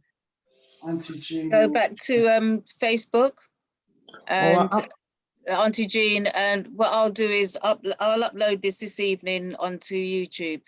So on YouTube. All right. So okay. you go to YouTube, Auntie Jean Zone. Okay. Okay. YouTube, Auntie Jean. Okay. Thank you. All right. Yeah.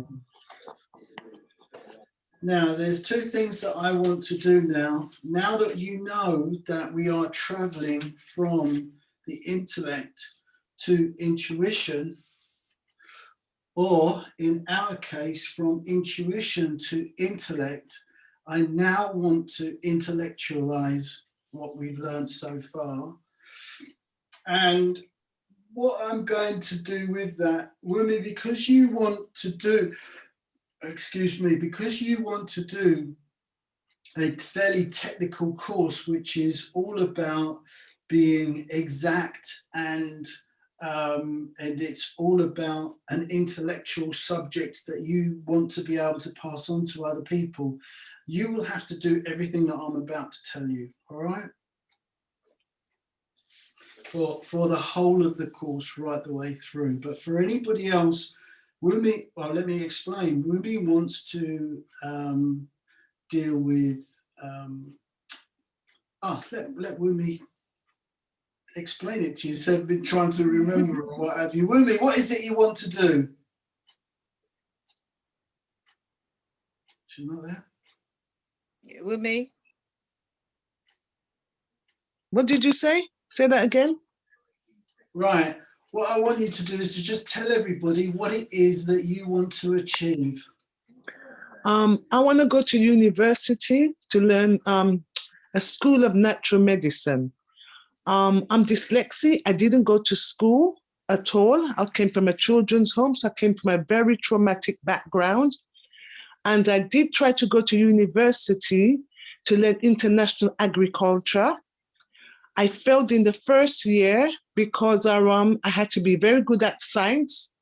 And it took me 6 years for me to learn chemistry, biology, and physics. So I'm going back to, I'd like to go back and study our School of Natural Medicine, but I need to get this trauma, whatever's in me, I don't know, to come out so I don't feel so blank. I'm like blank, my mind is blank when I'm studying. Okay. All right, so this particular part that you're going to be going over, I hope I get a phone call from you during the week, if nothing else, just to go through, because I want you to phone me and let me know, give me in your own words what this particular section is about. Yeah, I will.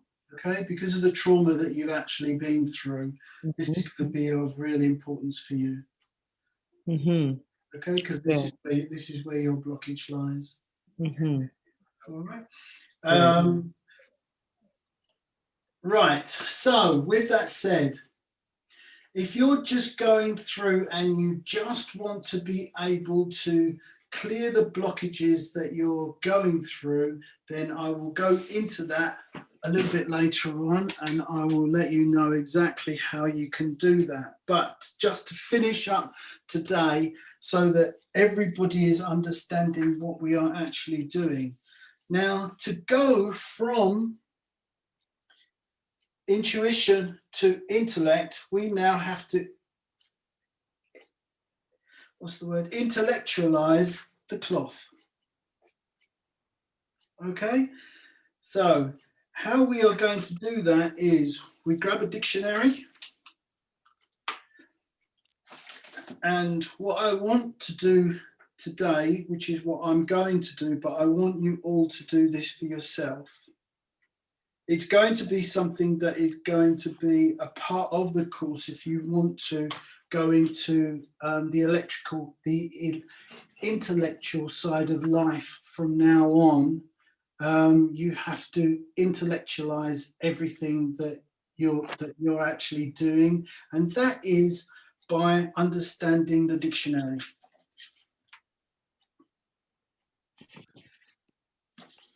And perhaps I might do something that might help people to understand a little bit more. Brother? Yeah. Could you give us a reference for the dictionary as well? It will help. Or a very good one. I just want to just lay down some bits and pieces. I don't want to go into it too much. I just want to show you what you're going to be doing during the next 8 sessions, the next 8 courses that you're going to be, modules that you're going to be going through, and what you'll end up having to do. Okay, so what we're doing now is we're going through from intuition to intellect. Now, what I want to do now, like I said to you, is to intellectualize this. And how we're going to do this is we are going to look up the word intellect. Now, in fact, let's do it the other way around, because we're traveling from intuition to intellect. We'll look up the word intellect, intuition first. Now, this is something that I want you all to do as part of a homework. All right. And that is, I want you to gain full understanding of the word intuition. And how you do that is you go to the dictionary and you look up the word intuition. Now, I'm going to read them out to you rather than you reading it for yourself. But I want you in your own time to intellectualize this. This will be the very first question that you will be asked in module 2, which is to give me your definition of intuition and your definition of intellect. That is to give me a sentence of your understanding of the word intuition and your understanding of the word intellect. Right, so the first part that you're going to go through is there are 3 definitions here that are in the dictionary, and this is just a normal Collins dictionary that can go anywhere. I would recommend that if you can find yourself a dictionary that gives you the definition and the I forget about what that other word is, but that you can pick up a dictionary that is an easy one for you to do. You don't really want an encyclopedia that's going to give you every single word since inception. You just want to understand the basics understanding of each word. So the first definition here is knowledge or belief obtained neither by reason nor perception.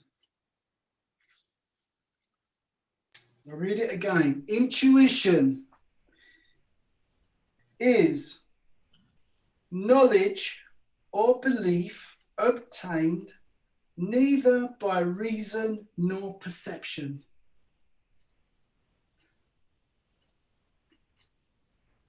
Now, you may well find that you've gone through that and there's a word that you don't understand. Now, if that word is that you don't understand, could be perception. It could be knowledge. It could be obtained.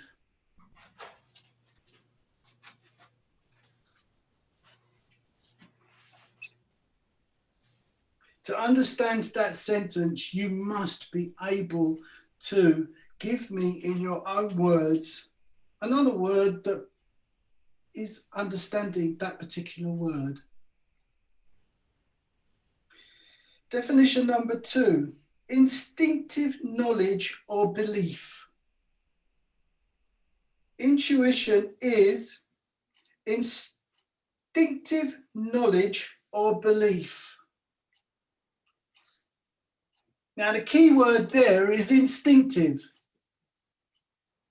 So it's what comes naturally. The cloth.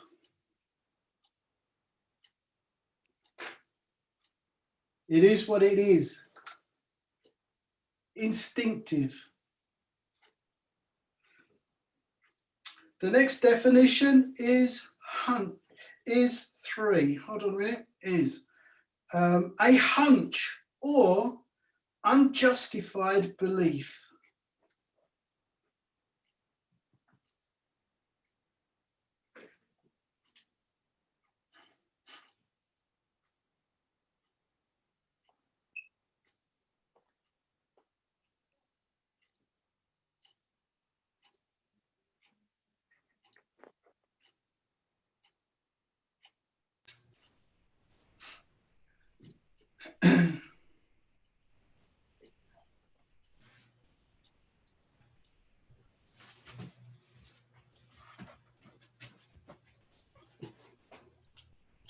You going to sleep, brother?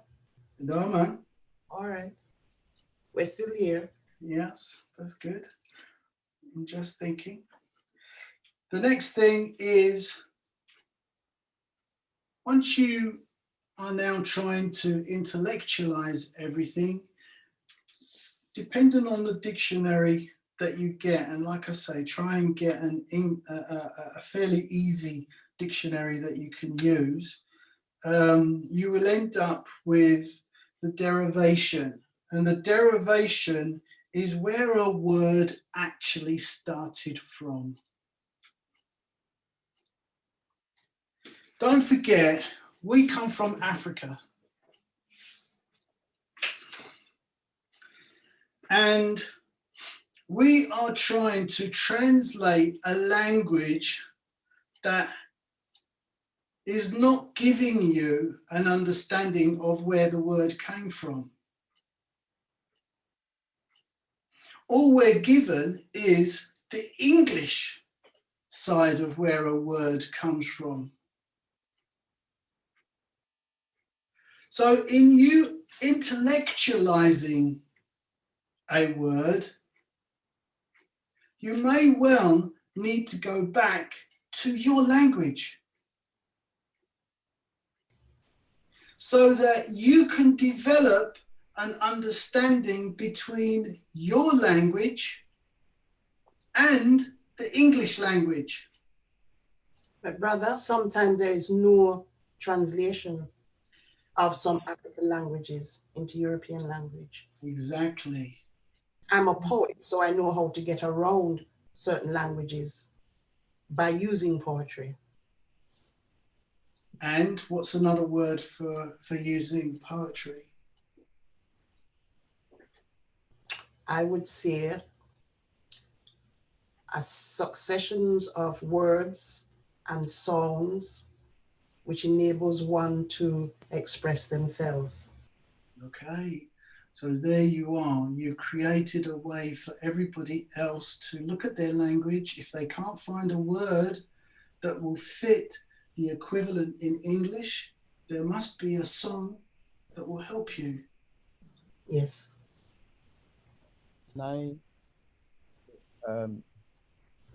I speak another language. I speak Portuguese. So I would say, my understanding, when you're speaking, is what you're really doing is you're translating concepts. Correct.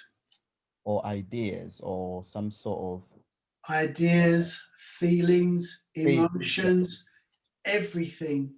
You know, if I say to you, my God, my heart jumped. You came through the door and you made my heart jump. How would you say that in Portuguese? I would, the fear is what that fear is what I would translate that as. Fear. Yeah, because your heart jumps when you're scared or something, when you're startled all of a sudden. So that's what would translate you. The person must have been scared or something shocking happened at that second, at that moment. Okay. So how would you translate it? What would you say? What would you say to yourself using fear? Using the Portuguese for fear? I would think more of images in my head to understand. That's how I do it, through images. Beautiful. Because a fear could be, everyone has different fears, isn't it? Yeah, exactly. So you have to personalize a fear to understand it, I think. Definitely. Now, what I want to just turn around and just say to you is, here we are. There is how many people here? Auntie Jean, how many? There's 22 people all in all on the platform. I'm going to have to say goodbye to those in Black Culture Radio at 9:30 because it's 21:21 at the moment. Okay. So here we are. Is there anybody else that speaks another language that would have another way of being able to translate words? To translate the words? Jamaican patois? Yeah, go on. So which one you want me to begin on? Jamaican patois. Yeah. Yum. Yeah. That you know that one. My heart jumped. My heart jumped. Oh. Yeah. Oh. No, that's gonna be on.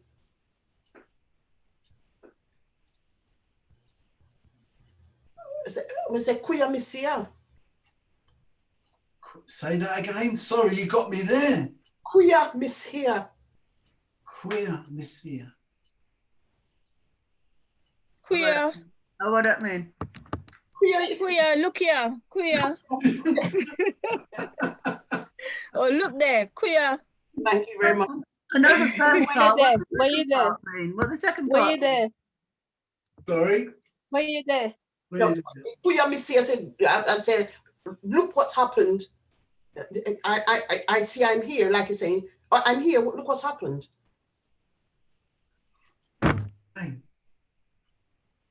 Accepted? Accepted. I've got a Jamaican dictionary. I haven't gone into it lately, but I'm trying to find some more words. It is what it is. Because you're coming at it from an intuitive side. Now I'm trying to intellectualize it by turning a language that we know in one way how to express, but now you're being taught how to express it in an intellectual way that is governed by the English language that tells you this is the intellect talking. This is how you express through the intellect. But yet we have heard one person say song and the other one say through picture. Translation. You couldn't have asked for anything better, because a lot of us come from those languages that are based on pictures and song. My mum used to sing every single day, especially when she was doing any hardship, washing. On the scrubbing board, I don't know how many of you can remember, there was a ribbed board. Yeah. And bent over in the bath and and go into. Nowadays, it's just press the button and is the electric paid. And that procedure was take out the talking and leave the whispering. Really? Yes, when you're scrubbing clothes, Mama said you must take out the talking and leave the whispering. And I, up to this very day, I don't know what it means, but it obviously what you were saying your mother used to sing. So maybe she was taking out the talking and leaving the whispering. There you go. There you go. So already we're able to understand that there are various ways that we are coming from as a native people, learning a language and a way of expression, taking into consideration the trauma that we've had. You're opening up new ways of being able to, acceptable ways that have normally would not be acceptable. But now you're accepting song and pictures and Jamaican patois as being acceptable, because it is acceptable. It is what it is. It is what it is. Or other word, see it there. That's right. See it there. And it's pink, by the way, not orange. Well, there you go. So to go on and look at the derivation as to where the word is, this says C15 from LL, which it basically means it's Latin. And then it goes on to say intuito, a contemplation from Latin, intuit.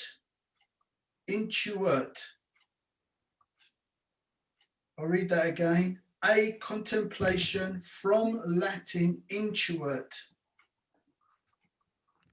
A colleague of mine used that word. It's your in-tutor, your inside tutor, telling you it's the intuition.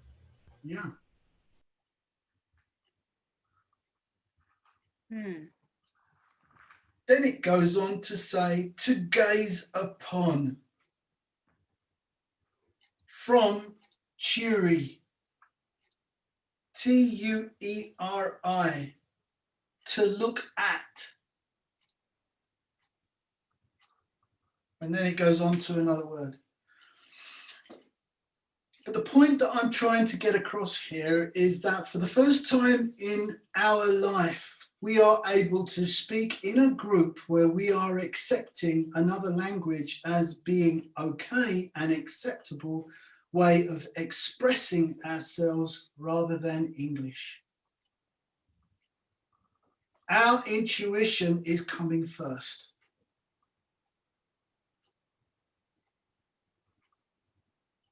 And if you notice, as you go through looking through the dictionary to clear all the words or gain greater understanding of the English word, try to look at your language and see how you would interpret that word. Would you be able to interpret that word in a poem? Would it be a metaphor? Very easily. Would it be a song? Or would it be a picture? These are all acceptable ways of understanding. But you've been told it isn't. But now I'm telling you that coming from intuition, this is very much acceptable. And you're going into the intellect. The next word is intellect. Before you go into the next word, I'm just going to say thank you to all those listeners on Black Culture Radio who's listening on the Auntie Jean Zone. Thank you for listening. That's all the W's, blackcultureradio.com. Give thanks. Thank you for listening. And hopefully that you will tune back into us on Friday on the Garvey Village, Unlock the Chains and Keep Well, where our guest presenters gives you the remedies and keys. And that is this Friday between 7 o'clock and 10. So looking forward to seeing you then. Thank you. Good night. Bye. Thank you. Good night. So the next word we're going to look at is intellect. Now, the first definition is the capacity for understanding, thinking, and reasoning.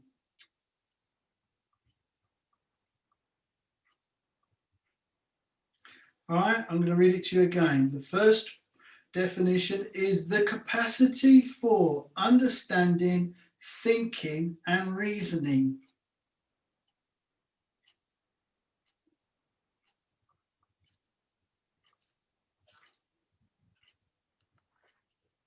Now, in patois, what would you say? The capacity for understanding, thinking, and reasoning. Yeah, the saying head good. Say again? Me head good. Perfect. Brilliant. Me head good. Is there somebody that could now translate that by looking at a song? And we've also been given the example of looking at it through as a picture. If you can't find the words in patois, and if you can't find a song, and then look for a picture. But Europeans tend to intellectualize everything. And I've done a lot of intellectual looking at pictures. Yeah. Through colors, vision, and you want to put into poetry sound. Yeah, it's 1,000 words. Yeah. The reason being is because before you have not been shown a way to go from the intellect to intuition, or from intuition to intellect, which is what we are doing. We are an intuitive race. So we see things from a different point of view as to what's being intellectualized in a dictionary.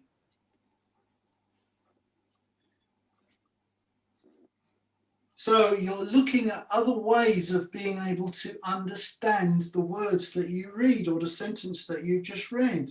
The capacity for understanding, thinking, and reasoning.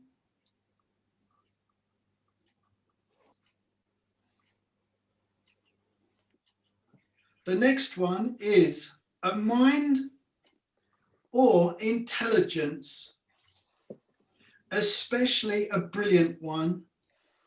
His intellect, and it gives you words here that will help you out through that. It says his intellect is wasted on that job. Nice metaphor for you. A person processing a brilliant mind, brain.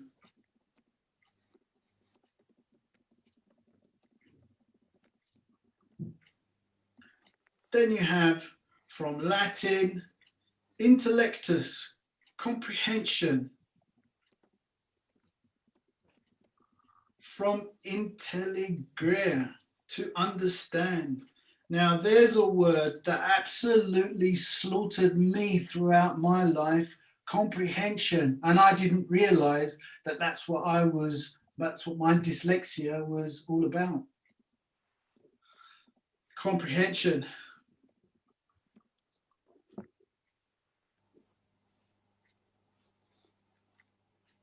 Brother? Yeah. Do you think that the comprehension was not expressed in a way that you could understand it? Correct. Or the trauma had damaged the process of being able to think. The minute I put the word in my mind, pressure could be the trigger point on that trauma, being under pressure. I think that's what some people would feel, people who stutter, yeah, would have that same value thinking. Exactly. So these are all the tools that you're going to be able to pick up. I'm just giving you the examples of going from intuition to intellect and being able to understand what those two. There is another part I was about to slip out there, but I'm not giving you that one until until the next, because there are so many layers that we need to go through, and you can't unblock something when there is too much information coming in all at once. You need to be able to take it, digest it, and then filter it. Then it filters its way through your consciousness to all of the parts that it needs to be able to do. Absorbing it better. Exactly.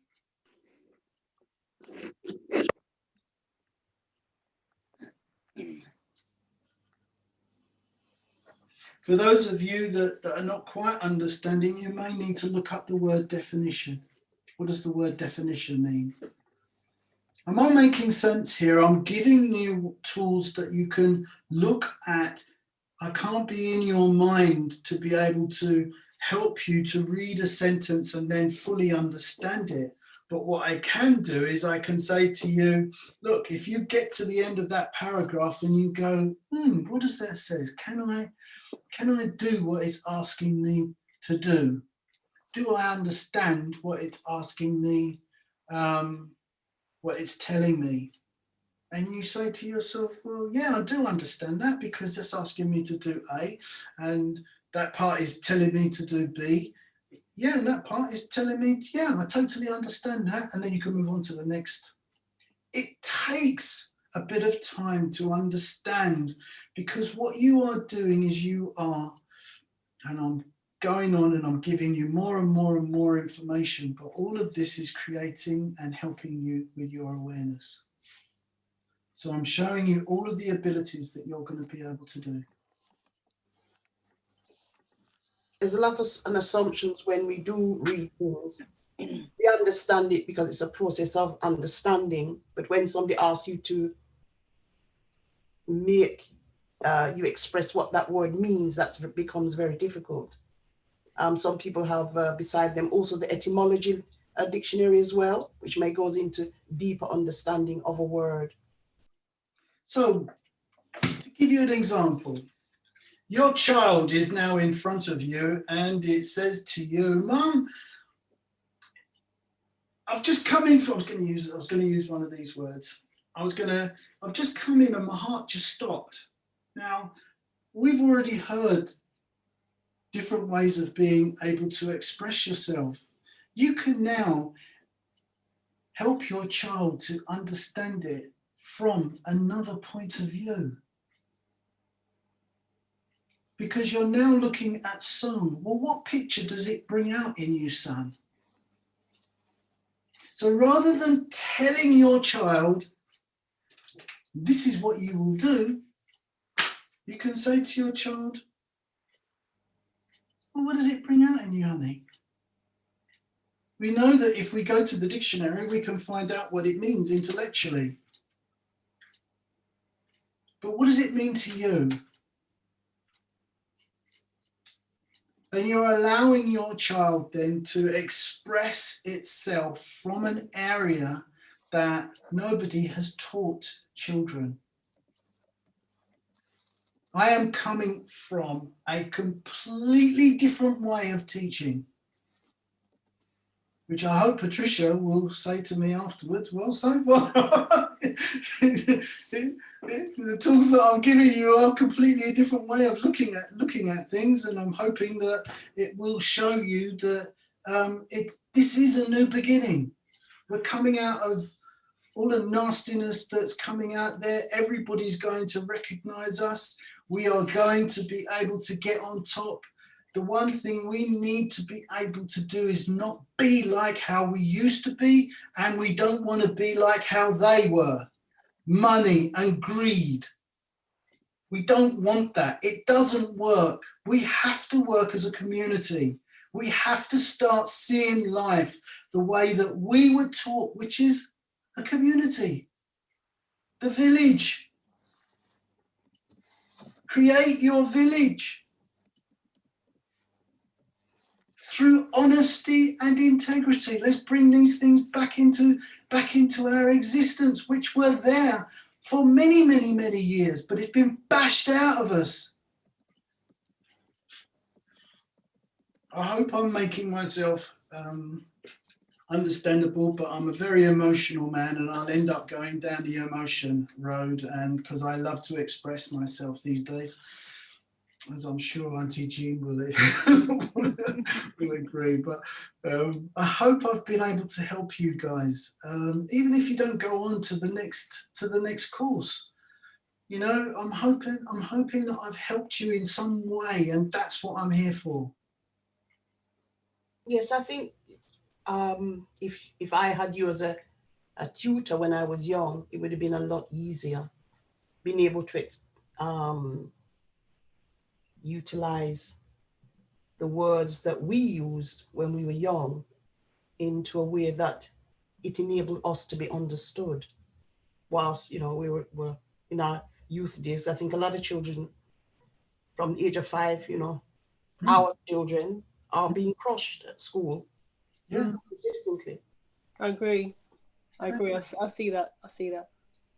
I feel with my experience, I see the teachers are put under pressure to get them through what's that thing you put the meat in it comes through the grinder. Yeah, they are under pressure to do things at a set time, and everybody has to tick a box. And teachers are incredibly highly trained to meet the needs of different children, to identify children who have dyslexia or dyspraxia or any other thing. The schools are highly, when they work well, they work brilliantly, but there is still this pressure that children who are not understanding, they don't put their hand up and say, I don't get it. They don't want to look silly. No, they won't. They don't. Some do. Some have that facility, but very often they feel, we see it. I see it every time I go into a new school. You see them just, they shrink unless they are really enabled, the class. But then again, there's just such a pressure to tick the box, to get everybody up to speed, to have a book to prove that you are the great teacher. Everybody's work is so brilliant, fantastic. It's quite, people fall through the cracks all the time in terms of really grasping stuff, Yeah. And one of the major things that you will find is having the time. Us people, we're working constantly, doing 2 jobs in some cases 3 jobs.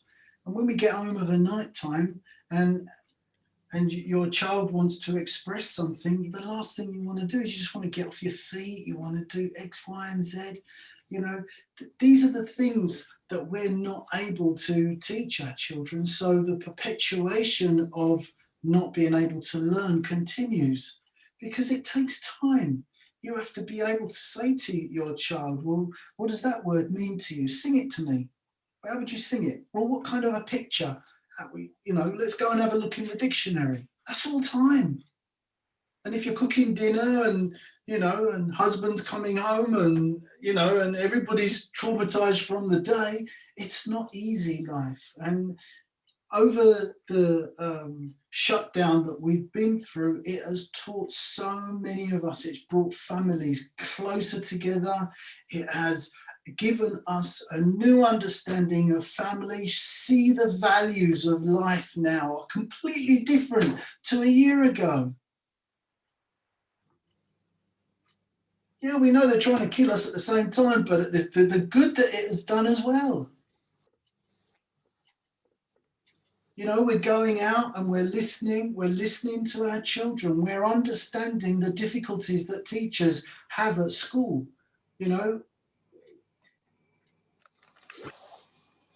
We're slowing down now so that we can actually talk to our children. And I guarantee you that for every child that hasn't passed an examination, they will go on because their intuitive side has grown because their parents have had the time to be able to sit down and explain things. Maybe not in the very beginning, but towards the end of the shutdown, they've been able to have the time to sit down and want to explain to their child, which that want was completely taken away. But anyway, I can stand here all day and talk to Udo. Mm-hmm. But that is the end of the first module. Thank you. Which would have cost you £66. Would you say that was value for money? Couldn't put a value on it. A true thing. Thank you. Thank you. Because there are people out there that would charge you thousands.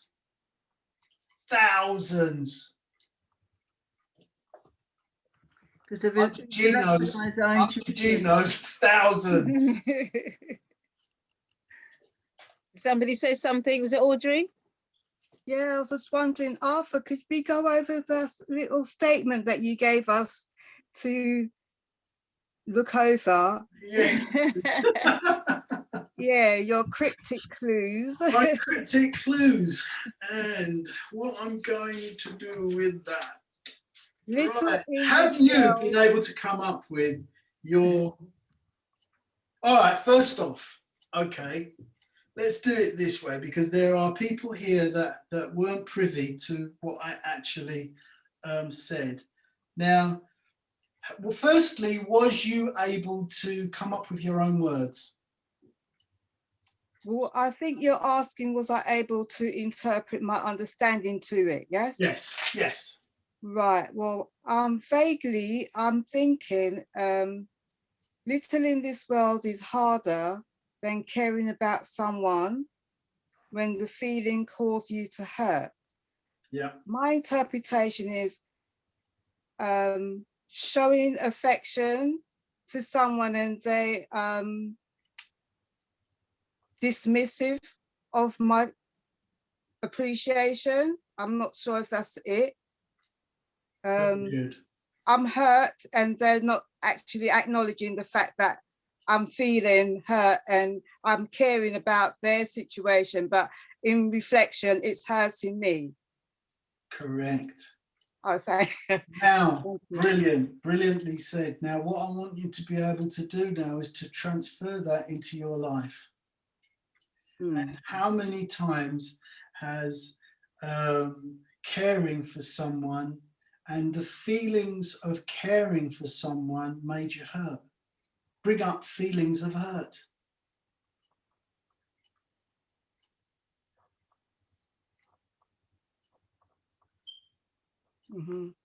You know, look at the way that in itself, what that is impinging on you, because it's bringing me to tears.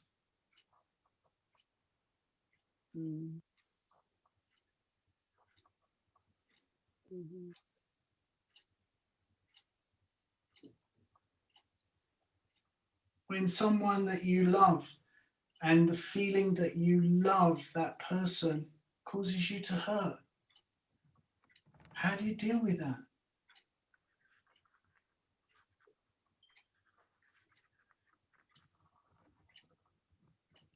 How many of us have looked at life from that point of view before today?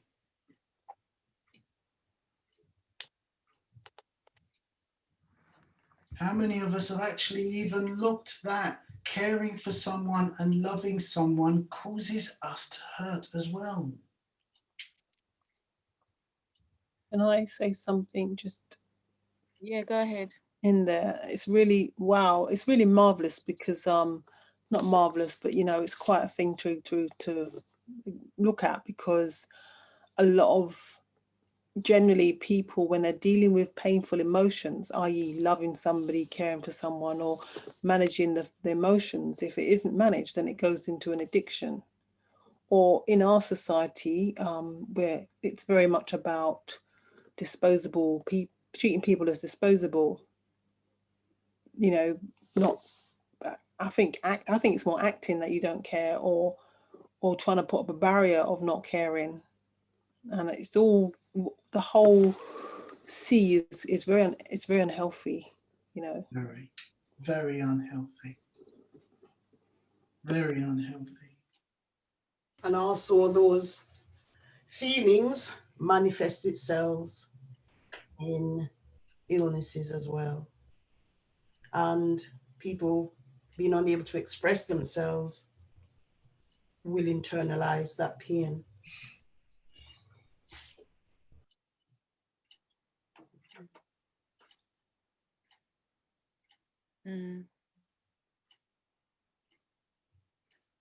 Anybody else?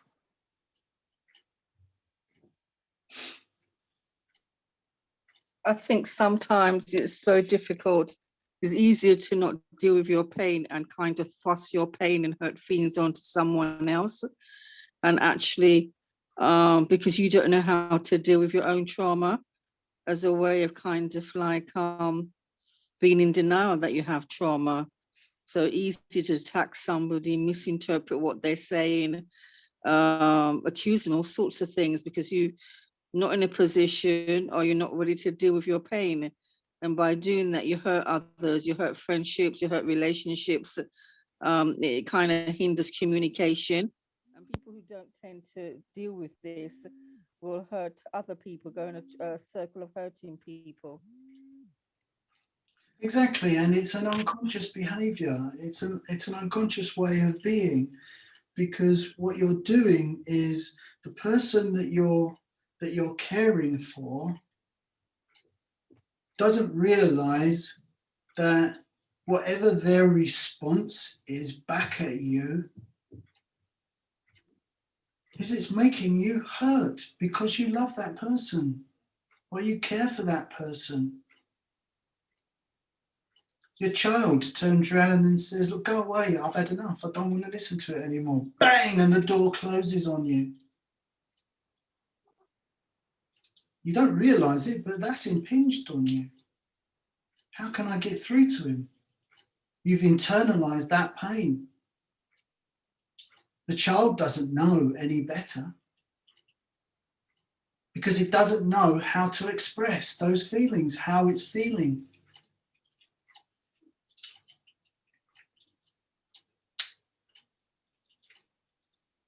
Trust me, I hope that by the end of module 8, you will see life in a completely different way. And some of the things that I've laid on the floor for you now and I'm presenting to you, hopefully you will be able to combat all of those by the end.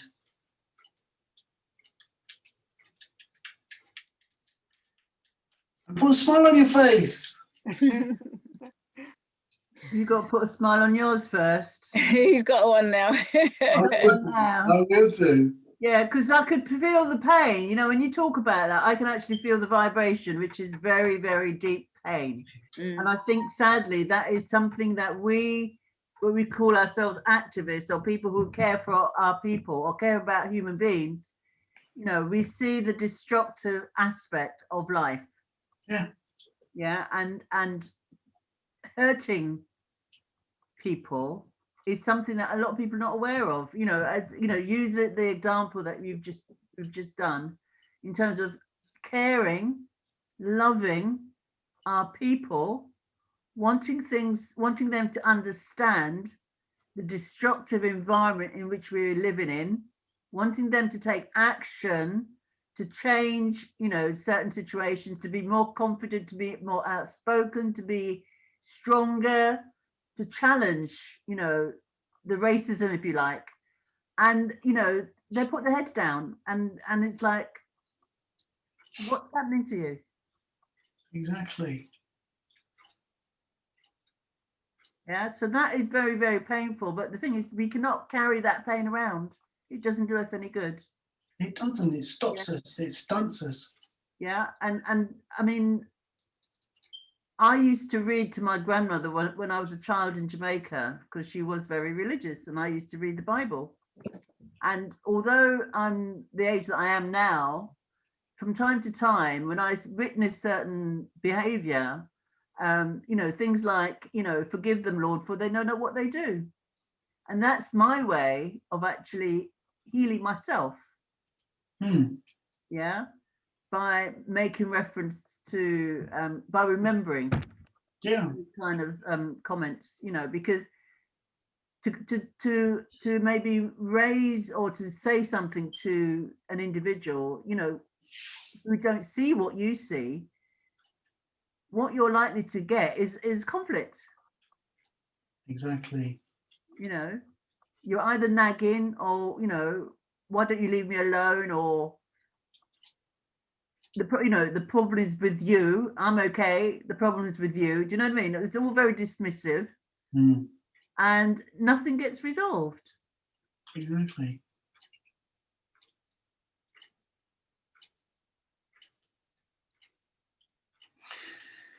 It's difficult, and you know, I feel blessed to be here and try to explain something that's really difficult to explain, that nobody has been able to explain before, and I feel blessed that I've been able to do that, and hopefully it will make a difference. Yep. So brother, you call your course pyramid? I would say, well, I mean, originally I found it really difficult to find a word for it because it's a pyramid. Yes, the pyramid is the end goal. And But like we've already been able to ascertain, there are 4 sides to every pyramid. There is also an underneath. Mm-hmm. And these are all there's a base. That's the number the 5. base. There's a base. That's right. There's a base from which everything stands on. And if you can understand that, what I want to be able to do is to be able to show you what that base actually is and make the changes that need to be made on there. Then look at intuitive to intellect. Then look at blah, blah, blah, blah, blah, blah, blah, blah, blah. You'll be able to look at different ways of different aspects of your life that are creating problems, and I'm going to bring them, highlight them to you. The 4 corners of life. Mm-hmm. Poetry. The 4 corners of life. There you go. Sounds beautiful to me. And much, much, much more. Right. Right, so we've got to put together the course for the beginners, those who want to start, and also for those who want to go on. So you need to find out how many is to go on to part 2, module 2. Yeah. So how do you want to do that? Do we want to ask them now, or do we want? Yeah, them you can ask now because they're here now. Okay. So what should I do? Get them to put it in the chat that they'd like to go forward, so that we've got a record of it. Because you can ask. I think a couple have expressed they wanted to move forward, so you can just ask to get confirmation, get their names. Yeah. So if everybody who wants to go on to module 2, if you would just put your name and I would like to go on to module 2, or just module 2 and your name. That will help us get a roundup of the numbers. And for those of you that want to do module 1, put your name in module 1 and your name, so that we can get an inkling of what's happening, so that we can plan forward as to how we work out how we're going to start teaching.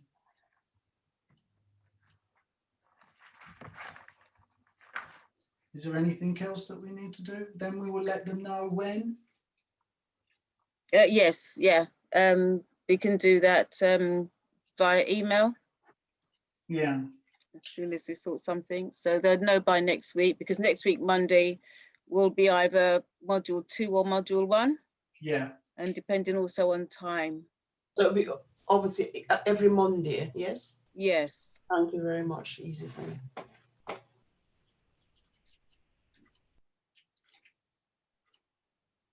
Okay.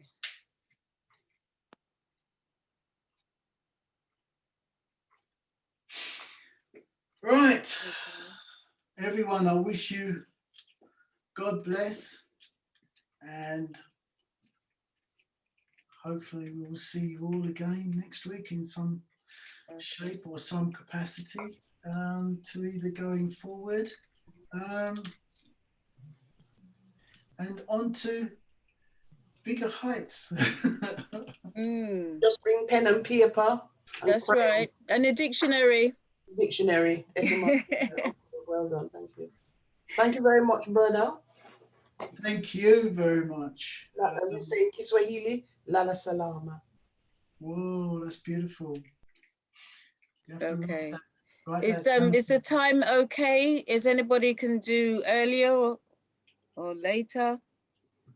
I think this is a good time because, you know, the evening come down in his dulcet tones. He brings us right down into a nice spiritual way. So we can then go to our beds just after. Okay. That's true. That's good. You can sleep on it and wake up in the morning fresh with it. Thank you. We could do with the song at the end of it, shall we? Should we find a song at the end? It little more? You have something you can put together. Yeah, that's right. I'm a poet, but I'm not a very good singer. Okay, well, you could do a spoken word style-y. I'll try something, but don't rely on it. I'll try something. Okay. He's a man of, if I could see Yeah, I can picture something in my mind in order to get it out on paper. Okay. Good. Well, without further ado, as they say. All right. Look, just quickly, those who want to do module 2 and you haven't done module 1 yet, I suggest you go to the Facebook Auntie Jean and you can look at the recordings back on module 1 and module 2 and this one. You'll find module 2 and this one on YouTube, which is Auntie Jean's Zone on YouTube, but I wasn't able to upload module 1, but you'll find module 1 on the Facebook, if that is clear for those who want to catch up, because I've seen some of you want to jump straight to number 2. So don't forget, you've got to put your pyramid in place, 7 boxes going up to 1. So 7, 6, 5, 4, 3, 2, 1. In the base, you put the worst thing you've done to somebody or something, going up to the worst thing you've actually said, to the worst thing you thought, going up to, you know, the good things. Yeah. And the other thing is the agreement that we had for those who started at the very beginning. This is free for you to give to somebody else. In fact, the more people that you teach this first grounding on, the better it will be for you to understand it and simulate it, because you will be able to gain greater ways of being able to express the words on what you're trying to pass on. And that is something that I really want everybody to do if you possibly can.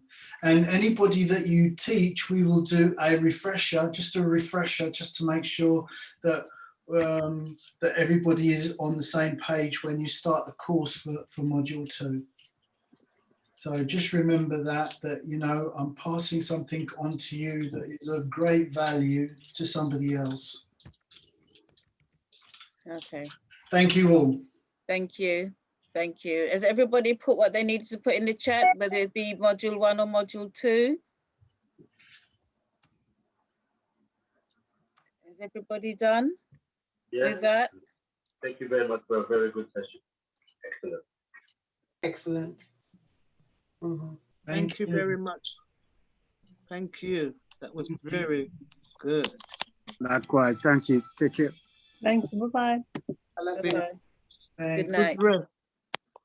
Thank you. Good night, everyone. Good night. Good night. Thank you for joining us. Yes. Good night. Thank you. Good night. Good night, everyone. Good night. Thank you very much. You're welcome. Speak to you soon, Auntie. Good night. See you. Wow, really good. Those words just absolutely crease me up, and no matter how Oh, hard I see try the tears, to, you wiping your eyes. but this is me now. Do you know what I mean? I have no fear in being able to show my emotions. Mm. You know, after being able to go through all of that, you know, the transition from here to fight, do you know what I mean? It's just bam, do you know what I mean? You can do that, you know? It's amazing. It's amazing technology. And every time I think that I'm here teaching people, you know, it just fills me with just so much. Mm. You know, this is 20 years of work. It's a lot. Well done. Thank you. Well done. Pat yourself on the back. You come through the first step. Just waking up in the morning these days is the first step, isn't it? Thank you. Patricia, what do you think? I think it's worth doing it again. I think, you know, in terms of running another introduction, it's good. And taking people through. But you've got to make a decision as to each module. Will each module be 3 sessions? Well, I think I think that because of the difficulties that we're going through, I mean, I could show you some of the difficulties, some of the difficult areas that we're actually going through, and my notes on how to transition those things and trying to get through them. But there is if you look at what you've been able to grasp here from intellect to intuition, I've not told you from intellect to intuition until today, and that's deliberately, because we are coming from a point that is not and a learning ability that is not like anything that we've ever experienced before. Because this ability of teaching is teaching people that you count and what you understand is true. Yeah, I've come from it from a different perspective, Arthur, because I think I've mentioned I did confidence and assertiveness training. Yeah, and that's about helping people to reclaim their power. Basically, this is what you're actually encouraging us to do. Reclaim our power and not allow people to take us for granted or as a doormat. Yeah, but so the way I did it, I was able to, help people to actually construct an identity of themselves in terms of their spiritual, physical, intellectual, emotional, physical self, as a whole being. Yeah. Yeah.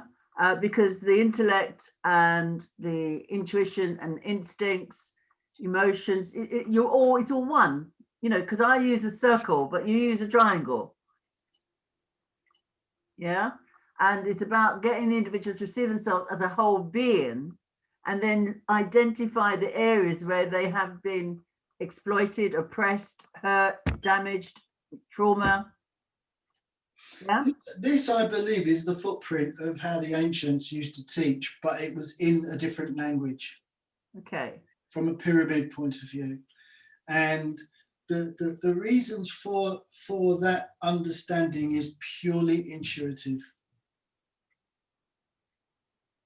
It's not the way that I am teaching this in all my years at school, university, college. It's never ever been shown to me, and even having doing like what you have done. There's been so much that I've done as well. NLP. There is just loads of different layers of being able to understand stuff. Yeah. And you go through life and you're trying to work out, well, how did I understand that? Or I don't quite understand the way that they explained that. And this is what you're constantly trying to do all the time. Well, how can I assimilate that information? And the assimilation is like a sieve. The word goes in and it just filters through you. It goes right the way through to your bones. When a word hits you, that carries pain with it, it automatically makes you. But us men, we are so taught not to express ourselves, not to show those feelings. Women as well, because you'll find that a woman that comes home that's being battered will end up with those words coming through. Do you know? And you just don't let it out, because the minute you let it out, you know what's coming. So. I've done work with women because as a woman, I know what that's like in terms of being on the receiving end of abuse, psychological abuse. But I've also done work with men because I think, it's about the balance. Yeah. And the same way that in the society we are disadvantaged, we're not allowed to express our emotions. Or if you do, then they're rejected, they're denied, whatever. Men are also not encouraged to express their feelings, their emotions. And so that creates problems for both sides. Exactly. So I've done work for both sides. Exactly. If you end up with two people, the reasons why I picked up and asked marriage how many people were married in there, is because the biggest problem that marriages suffer is communication. Yeah, well, I think it's all relationships, isn't it? Yeah. And marriage is just one relationship Exactly. that we engage with. Exactly. But it's the emotive side, the emotional side that stops us from communicating to our partner. Mm. And it's that part, you know, that's that creates a lot of problems for us. But hopefully, Arthur, can I ask you something? I studied counselling. I did a diploma in counselling, and I learned all the theories, Freud. I can't remember them now. Person-centered approach, psychodynamic, and a third one. But I found when I was in the room, it was more or less, like you said, about intuition, empathizing with the person's feelings, going with their pain. All the theory came out of my head, and I just held the client, irrespective of their race, their age, their background, just to accept them for who they are in that room. And then I use visual. I remember you mentioned something about visual. Yes. And sometimes I used to use images and say, describe the color, describe things, you know, even draw pictures of a black hole of their despair, even pictures them being a prisoner and what was that like, using images and what the emotions around evoked. And I found I had more success relying on my intuition and gauging and working with the client's emotion. But you had to be, it took you in a place out of yourself. It was something that was a spiritual work. And obviously I couldn't tell my supervisor I was using spirituality and all these things, because that's not what they want to hear. That was all. That's right. Yeah. Because nobody's been able to put this in words, I don't think. Intellect to intuition, I'm sure, is a brand new concept for most people. Because nobody's ever been able to straddle. But a lot of the counselling and that was out there, it's you're being counselled because what's actually happened to you. How do you cope with what's happened to you? Your lot, so to speak. But what you're doing is what, you know, is within. You got to dig within what you have done, what you have thought, what you have said, rather than, you know, because I always know counselling is what's happened to you. You know, how do you cope with what's happened to you? Yeah. Now I'm it's a different thing. Now I'm trying to look at the counselling side of it as to what. That's why we start off. That's why I start off with what you have done to everybody. Because if I started off with this particular part here, we would end up with everybody recanting everything that they've done throughout their life. But I want them to look at what's been done to them from another point of view, which is why I start at the top, by looking at it from that particular point of view, rather than coming at it from any other way. So that you're entering into the psyche from a different point of view. And when you're going into life and you're dealing with situations, there's so many times where one person will say, okay, well, thank you, and I'm sorry. Another person will pull a knife out. Another person will pull a gun out and shoot you over the same words. And all it is just a misunderstanding. You know, so trying to help people to understand it from a different point of view, I had to be able to bring it from a completely different way of being able to look at stuff and, being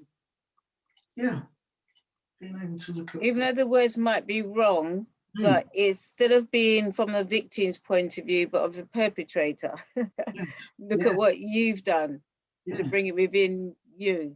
Even though I don't mean perpetrator as anything bad, but, you know, as the concept of, you know, it's happened to me, this has happened to me, that person's done that to me, that person's done that to me.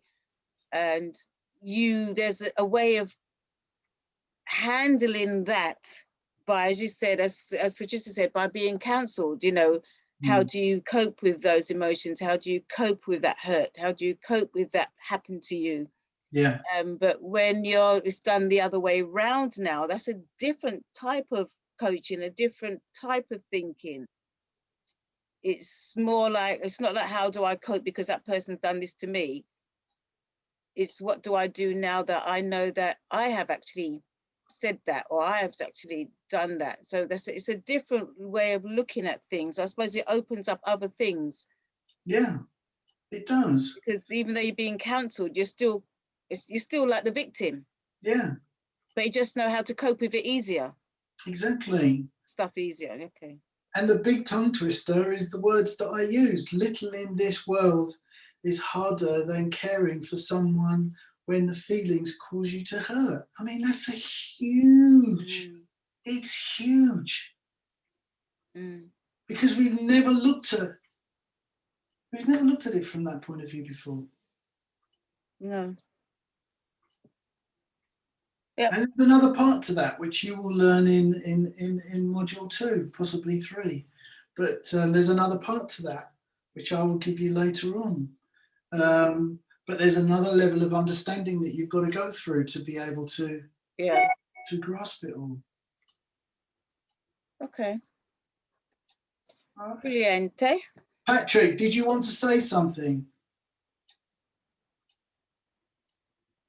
Has he gone? He's still there. Patrick? Something that you'd like to say? Oh, no, Norville. No, Norel, sorry, Norel. No, I'm standing in for Norel. It's Patrick speaking. Norel Okay. is my wife. Norel is my wife. Yeah, basically, I just wanted to say thank you very much for the session. In all honesty, when I joined, I didn't actually know what I was actually joining up for. What it was is we were listening to Auntie G's session this afternoon. Okay. And obviously, I saw that there was another session later on this evening. So I thought, yeah, well, why not let's join it and listen into it. Not knowing what I was actually joining up for. But I am so, so glad that I did join up. We're both glad that we did join up. It's obviously very enlightening. I think I've learned a lot. I would like to do the first 2 sessions again, if possible, if you're doing another class. And, yes. And I would also say, after what I've heard today, I think I know quite a lot of people who this would help a lot. Yeah, I know a lot of people who would be very much interested. Obviously, they're probably not aware of this, but they would be very interested. And basically, when the time comes that you're going to have a repeat of the first session, if I could know in advance, I could try and get a lot of people on board. Lovely, thank you very much. It will help a lot of people. Definitely. Thank you, that's my aim. Okay, well, on that, yeah, but I'm very glad for that. I'm so glad I came on this session. It's really been an eye opener, and it's made me have to think a lot now. It brought me right back to my childhood days. so that's good in that respect. So thank you very much, and also Auntie Jean, thank you very much. I usually attend quite a lot of Auntie Jean shows anyway, but I'm always just in the background. Quiet. You're welcome. It's good to see you have a face to the name. Yeah. I'm always on your shows, and I have learned a lot from your shows. Helped a lot. Yeah, definitely. I have learned a lot. And keep it going. Keep up the good work. Thank you. Thank you so much for the feed forward. Very much appreciate loved. Thank you very much. Yeah, you listen, everybody have a good evening now. I'm gonna retire. Because I've been on Auntie Jean so from 2 o'clock this afternoon. So it's a long day. So thank you very much, everybody, and I'll hope to see you on the next show. Yes. Thank you. Thank you. Bye. Peace. Okay. Thank you very much, and I will definitely be on the next one. As long as I'm aware of it, I will definitely be on. Lovely. Wonderful. Thank you very much. Brilliant. Okay then. Bye. Bye-bye. Bye-bye. Oh. That's really nice. It was. Oh gosh, let me cut a sign off from Facebook. Good night on Facebook.